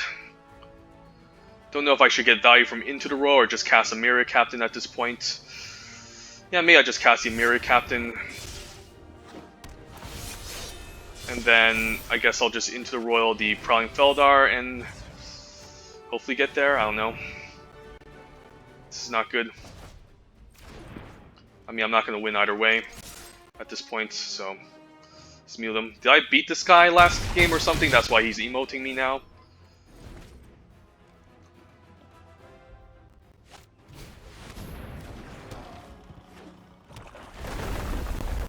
He might just equip onto the Ghastly Gloom Hunter, and then I'll just take 10 maybe, and hopefully find a way to stabilize against this. Not sure.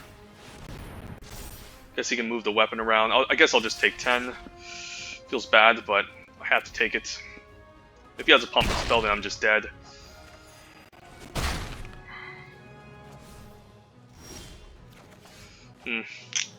So now what? Maybe I just need to 4, 5, 6, 7, 8, 9, 10, 11, 12, 13. It's not enough. So probably just need to keep up Glacial Grasp, attacking for 4 in the air, and hopefully win the game that way. Domination for 2 can steal the Ghastly Gloom Hunter, but he can just move the axe around, which I guess I'm okay with. Or I can just Glacial Grasp and play a 3-drop. Maybe that's just better. Not sure. And then chump whatever he attaches the Maul onto.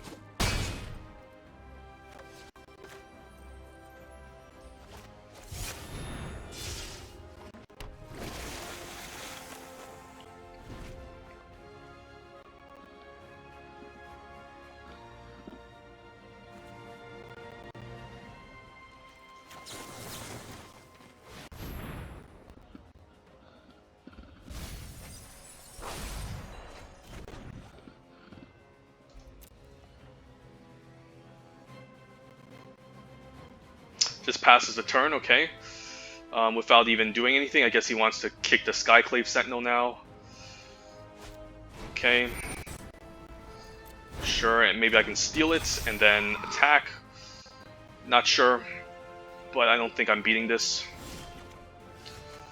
Yeah, definitely not going to beat this. I can X equals 3 attack for 4, maybe go for some sort of double block, but that's just going to gain first strike. So yeah, not sure if I can even win.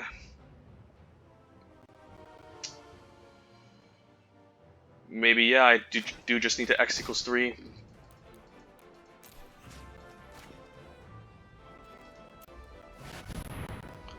I'm still probably dead here anyways, so I guess I can activate this for 1. Maybe I should just... Yeah, I mean, I'm not going to win this anyways. Yeah, he has this. Actually, yeah, the Flyer's going to be locked down for turns, so I guess I don't mind just getting in there for maybe 7, and then I can chump whatever he puts the... whatever he equips the Maul onto, since he does need a second Flyer, and I'll just try to win this way. He doesn't have a lifelinker, so he could just move the Maul, I can chump it, and still just swing out next turn and activate the Seafloor Stalker and maybe get in for 6. That's fine, I'll just give him an island. He probably still needs to play defense here. I guess he needs to take out the Seafloor Stalker and both my Flyers, or at least move the Maul and keep a Flyer on defense.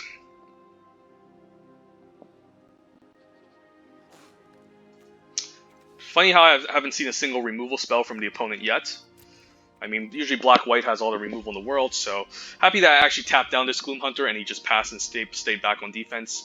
So now he's gonna spend 4 mana on the Dreadworm. Give it flying, so I probably need to Alpha next turn and pump the Seafloor Stalker. He needs to take out the Seafloor Stalker, the Flyer, and one of my creatures because he only has 3 blockers.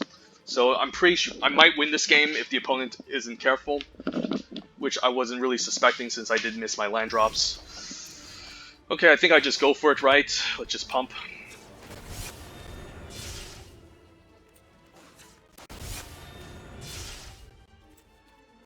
And I don't think there's any reason to play the Cleric at this point, so we'll just pump in Alpha, and we'll see what happens. He can block here, chump. He can't, yeah, wow, I can't believe we won that. Wow, and the opponent was also just emoting us the entire game too. So this is why you shouldn't be too cocky sometimes in the Magic the Gathering. You never know when the opponent that's on the back foot can take you out and embarrass you. And that has happened to me a couple of times as well, where I was a bit of a cocky player, but that was a long time ago. That was when I was still definitely younger at this game. Let's change it to this. Just makes more sense. And yeah, moving on to the final boss. Our deck overperformed, and yeah, let's get this final boss. And do need to erase some decks. And let's see, some pretty funny decks if you guys are looking here, but most of these weren't 7. I mean, they were good decks. I did draft them very well, but they just didn't get to 7. This was a pretty insane Boros Flyers deck as well. This was a red-green improvised deck as opposed to red-green energy. This was just a terrible deck that the bots gave me. This deck actually got to 7, believe it or not. Actually, this one did. This one was fine, but didn't get to 7.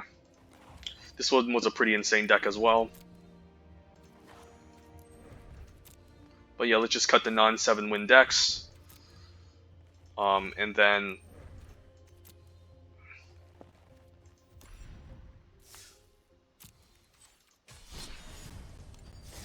just played out one more win and we should get there.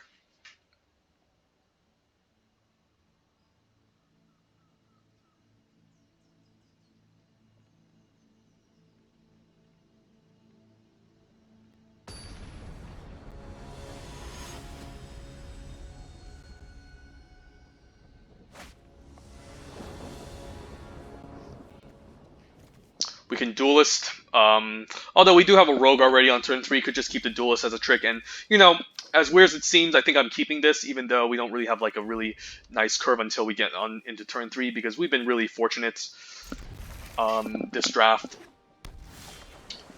Alright, Spoils is nice. So now just having our party members can be nice just to enable a discount.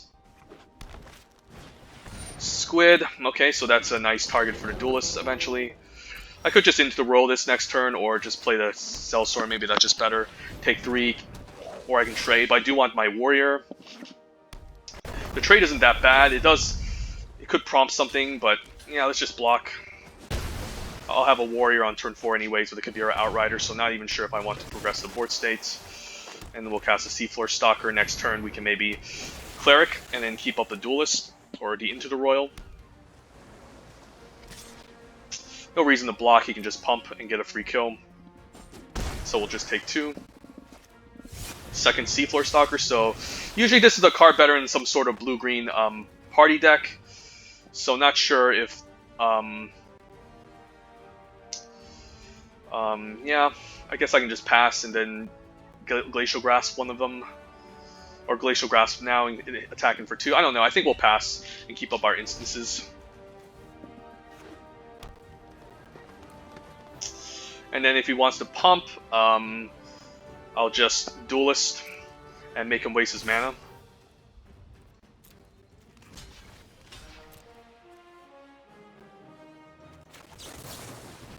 Opponent passes priority, pretty interesting. So probably just wants to preserve. I could have just used it on this actually. That was a really bad misplay. So I take 2 for no reason. Could use it on the Seafloor Stalker. Still missing lands, not good. Guess I'll just pass and then keep up Glacial Grasp, or just Glacial Grasp now. If I keep up Glacial Grasp, actually I do need to maybe hit my land drops, not sure.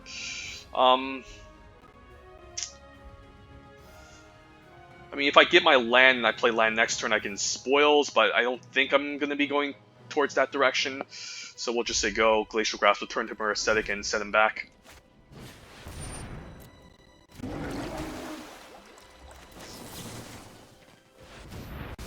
Just to buy more time with the extra, and then we'll just double block a Seafloor Stalker. If he wants to pump and kill off mine, that's okay. Or he can just use something else and take out my Zulaport Duelist. Not sure. If he has a pump trick, that would suck. Guess he's fine letting the trade happen. I guess he wants to develop 2 mana. That's strange. Okay, we're not hitting our land drops, so this is going to be problematic. So I guess I'll just play out a Cell Sword. And hopefully we can double block the Risen Riptide, perhaps, if he decides to play some weird kicker trick. Shepherd, okay, so he's definitely going for the whole party game plan. Strangely enough, and still not getting our lands. So we're definitely going to have some trouble here if we can't deal with this. So I think I still need to keep up the Into the Royal, since this is going to end tap, and I do need to set up some sort of double block to maybe get rid of this. So opponent's going to gain a lot of life. That's unfortunate, but I do need to prevent damage from happening. I could just take 3. Nah, let's just bounce this back. Prevent 3 instead. And I probably need to win the long game by getting my land drops and outvaluing the opponents. Although now we're still not getting any lands, so that's quite unfortunate. At least we can cast Spoils for 3 next turn. Although I don't really want to double block this turn. But then again, I don't want to take a million hits, so guess I'll take 6 and hopefully we can get a land. Guess I'm forced to double block now. Yeah, that's annoying. Warrior, Rogue, Cleric, I guess it's a 2-for-1 anyways, but I need to take out this Turn Timber Aesthetic. So that's unfortunate. So I guess I won't Spoils for 3 anymore. And still not getting a land. Yeah, this is just really unfortunate, but there's nothing I can do about it. And I guess he can activate the Seafloor Stalker, so never mind, this is just a bad game. We definitely have the optimal land amount for this deck, just didn't get our lands. Really unfortunate, but who cares? We're currently 6-1, so we're doing very well regardless.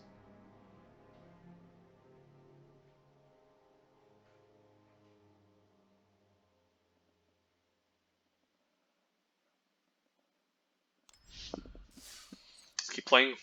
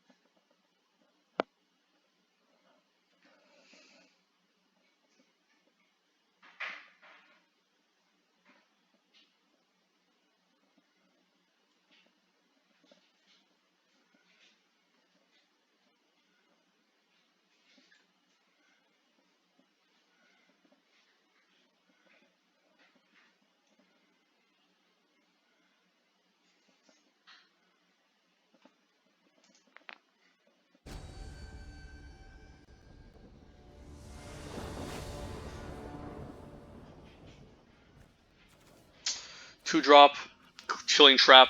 Okay, seems okay. Hopefully we can just curve out and beat down with this.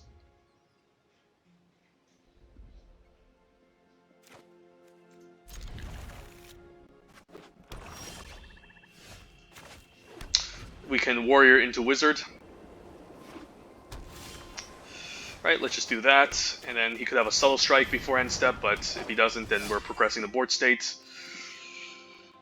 Can keep up Chilling Trap if he has something. Shadow Stinger can't really attack pass into that. So I guess I'll just play the Far Side Adept here, and then we'll both draw a card. And then I don't actually mind if he mills me here, because I'll just be attacking back for 6. If he attacks, I guess I'll just let it happen, and he could just have the 1-drop. I guess he'll have a second Shadow Stinger. I'll let him attack me for 1.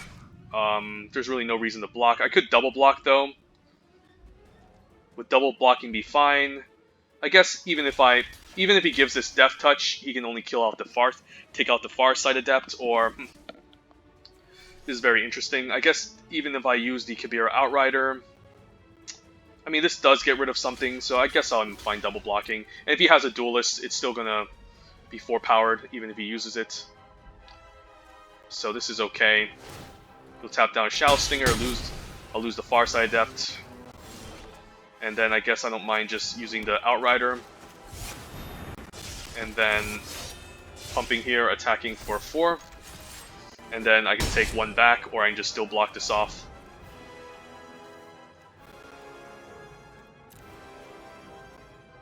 But I really don't want the opponent to mill me. If he just attacks with 1-4, I could just block this, but he could also have a dumb trick, so probably need to keep up Chilling Trap next turn.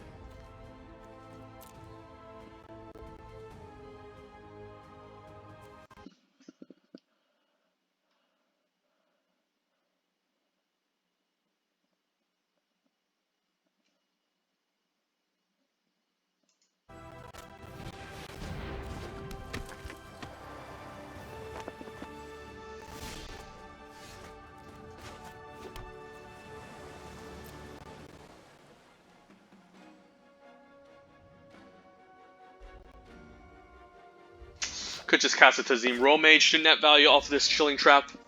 But I feel like it's better to just double block and go for it, honestly. So I can eventually just kick it back and get it back. Just want to get value here. I mean, I could just draw a card. Maybe that's just the same thing, but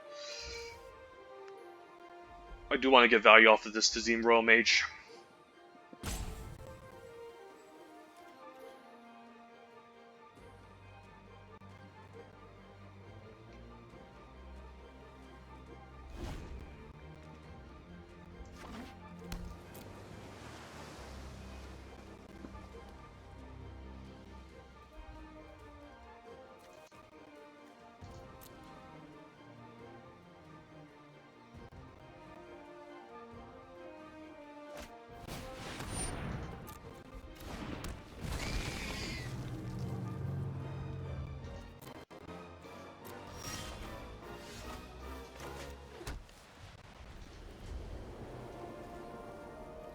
This will gain Indestructible. So the opponent has a lot of high toughness going on. That kind of sucks. I can eventually just kick the Tazim Royal Mage and get back to Chilling Trap.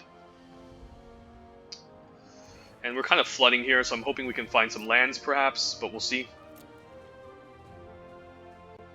I'm hoping he attacks with this, and then I can just double block this, and then use the Chilling Trap to negate the damage, and force him to tap the Skitter Sneak.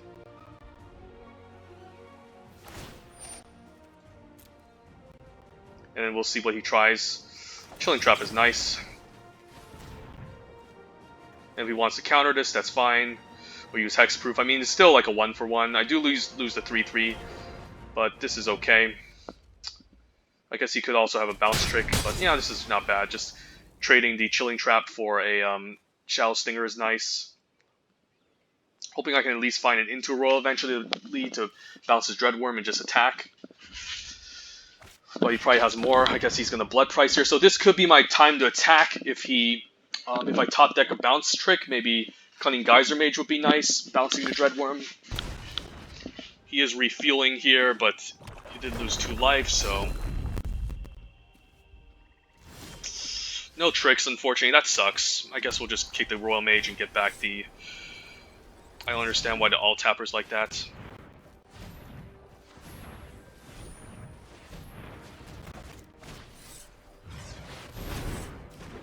And then we can get back the Chilling Trap, and then keep that up, and then we'll say go. We're definitely flooding heavily in this matchup, so not in the best position, unfortunately.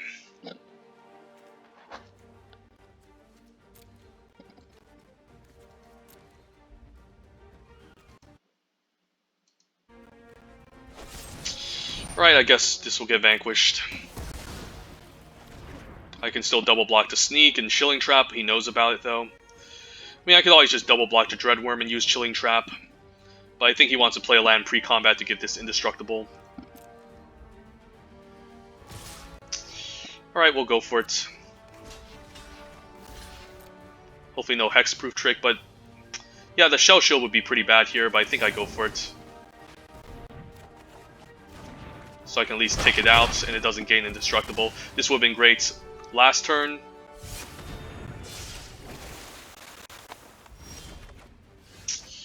Yeah, I guess I'll just into the roll here and then get in for 2 maybe, and then play out the Cliffhaven Sellsword. I could just into the roll this Skitter Sneak because it costs more, but I mean, it really depends, right?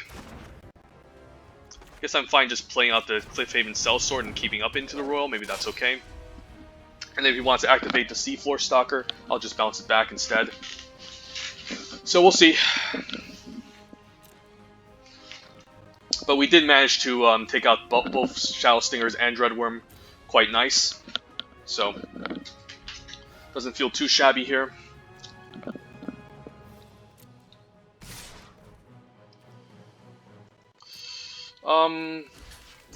Guess I'll double block here. I guess he can just let it happen.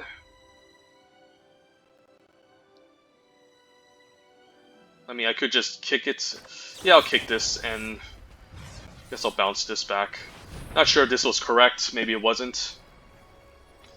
Yeah, it probably wasn't. Maybe I shouldn't even have blocked at all. And just taken 2 and bounce back to Skitter Sneak.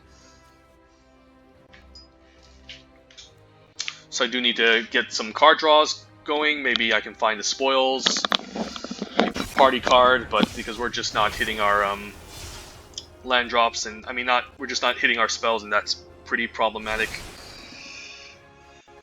So yeah, and yeah, another land, not what we want to see. Guess I'll play the Cleric, play land, and say go, because we're not really in the mood to attack. Could double block the Cascade Seer. Could double block the Skitter Sneak.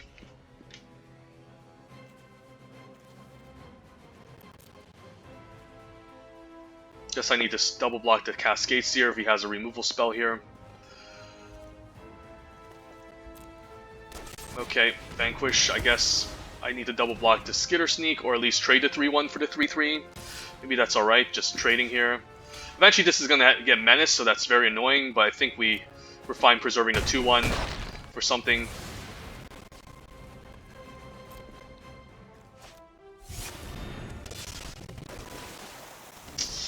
Yeah, more lands is just not where we want to be. We're definitely not winning this if we're just drawing nothing but lands. So this is 10, 11, 12, so we do have 4 more lands in the deck. So yeah, we're probably just dead here.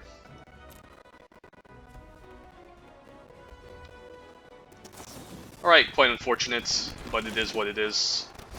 And yeah, we needed the Skyclave Plunder and also the Emiria Captain to help us stabilize, but we're probably going to top deck another land again, so he just wanted to get in the extra damage, and the Cascade Seer probably isn't going to do it, so we'll just say GG's. And hopefully next game we can curve out with some good spells and win. But yeah, final bosses, not getting there, so probably going to have to get lucky in the next match.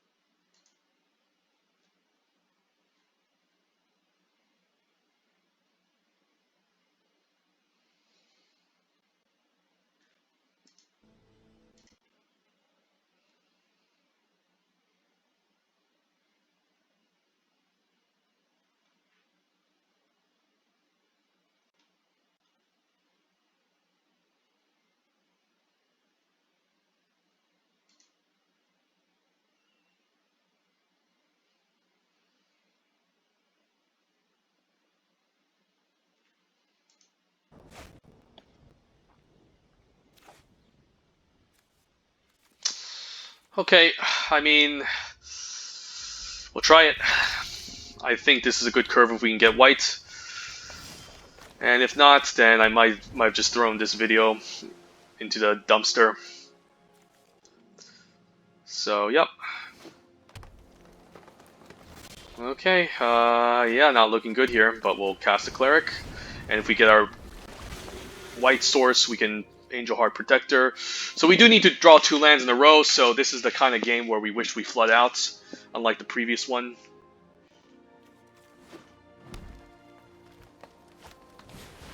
Scoot Swarm, that's very annoying. Okay, that's not bad. Now I can Angel Heart and at least get in for 1.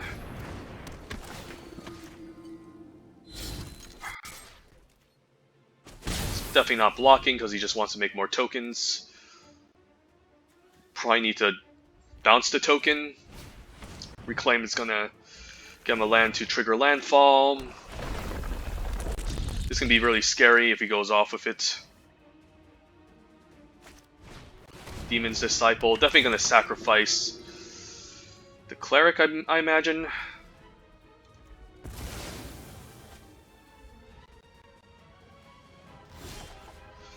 No lands. That sucks. Guess I'll attack and then use an Into the Royal. Honestly, don't mind a trade here. And then if he, I guess he can play the land and then Into the Royal and then just trigger landfall. I'm not sure. Yeah, this is not good. I guess I just rather just trade here and hopefully get more lands. But this is not looking good. If he keeps triggering lands, then I guess I'll bounce a token.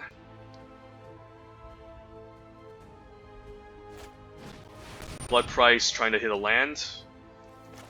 Guess I'll just Into the Royal away the Scute Swarm before he plays the land and put him off for turn. But he's gonna eventually just make a bunch of them on turn 6. So I'm definitely not in the best position here.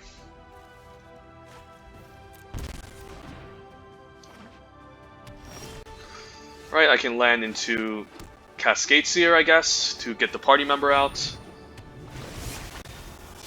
Land. Don't think I need land 5. I think I'm fine bottoming and just curving out my 4-drops. Because I don't think this is a game where I can Skyclave Plunder. I just need to progress the board state and be very aggressive.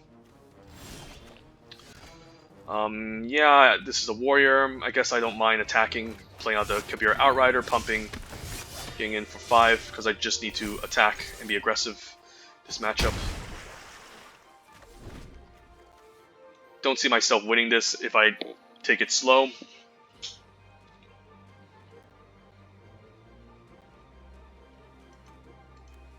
And getting in for 5 is a lot, so could see a Rabbit Bite here. Yep, and maybe Scute Swarm into land. Yeah, I guess we need to win the air if we're gonna go this direction. Guess I could just Outrider here again, get in for 5.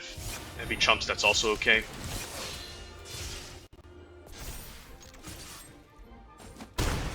And hopefully my Myriad Captain can close out the game.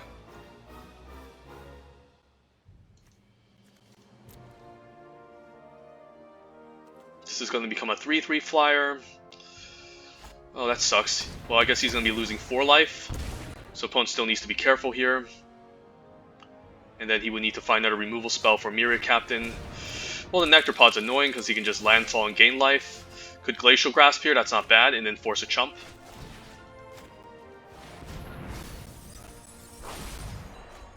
And then I can attack for 3, force a chump, which I'm totally fine with. So he doesn't gain life. He does get his Scute Swarms out if he gets a land, so that would be pretty annoying, and he can just chump forever. But if he doesn't, then he's going to be stuck, and I can just keep forcing him to chump, or forcing him to use removal spells on this Kabira Outrider. Okay, unkick so he can set up a double block. I guess he's going to put this up for the Taunting Arbor Mage. Okay. So I could Plunder here. Could just a Myriad Captain. Plunder isn't bad, so what am I trying to find with Plunder? Maybe an Into the Royal to bounce. But he's just going to chump, so I guess I'll just Captain and hope for the best. And then, yeah, I guess it's a 2/2, that's really bad. So maybe I shouldn't have done that, but maybe I can find something next turn and I can put him in a 2-turn clock. Not sure. I mean, he could have another removal spell here. Yeah, he probably does. Maybe another Rabbit Bite to take out the flyer. I mean, pretty much the hand was mana efficient. Vine Gecko, okay, that's not as bad.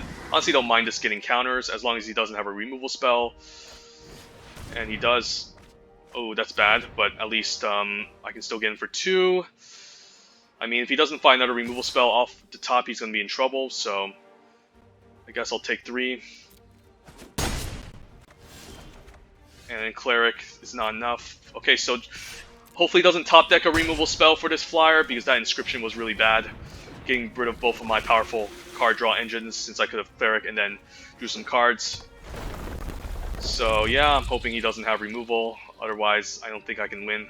Very close match, but sometimes, yeah, you just don't get there, and that's annoying. So I guess he can chump. I can double block, or just take 6. I guess I don't mind just double blocking here. Forcing the opponent to chump, locking down the Arbor Mage for the next turn. Trade a 1-for-1 since I'm not winning the ground battle. Okay, I guess I don't mind just attacking for 2. Do I really care about the life gain? Not really. So I don't mind if he gains a life, because I'm just going to win with 2 power in the air still. Okay, hopefully he doesn't find another flyer. And if he has Rabbit Bite, I'll use Chilling Trap to negate it. So yeah, I think we might have just won this. Wow, very sweet. Okay, yeah, very close. Almost got completely owned, totally swept, but sometimes you just get lucky and you just win. So yeah, since I don't have much recording time left, you can just watch the draft portion of this video at the beginning and go from there. So I think we're just going to use the remainder of our time to crack some packs. So yeah, we're just going to claim the prize. And then we're just going to crack some packs. And then pretend we're just drafting Zendikar Rising. Pack 1, pick 1. Tangle Florahedron, probably the best card out of this pack. Soul Strike is also nice overperformer, but Tangle Florahedron can maybe lead us into some nice green ramp kicker decks. Shower Skull Minotaur keeps us in single color, and an excellent payoff for a red party deck. Obviously best in black-red, but of course the party synergy are good in any 2-color combination. I guess green has most of the worst party synergies, but it's not impossible to go green party. It's just not... There's just not too many amazing enablers and payoffs at common. Kargan Warleader, excellent for the red-white Boros aggro warriors deck, and then the Tazim Royal Mage, nice late game card, since it can get back any powerful instants in sorcery. So great in ramp, great in control. It's a fine card, 7 mana. This is essentially just 7 mana, put a big creature onto the battlefield, so it's okay. It's definitely worth money in real life, but I'll probably still take the Fearless Fledgling, maybe set up some sort of nice white landfall deck, or white deck with a landfall sub-theme, since it's pretty insane if you can curve it out on turn 2. Not as amazing in the late game, since it does take a lot more work, but it's okay. Here, Acquisitions Expert versus Bugcatcher. Probably still prefer Bugcatcher since it's a more powerful party payoff, but Acquisitions Expert is great too. And there you have it. Nice 7 and 2 video. Hope you guys enjoy it, and then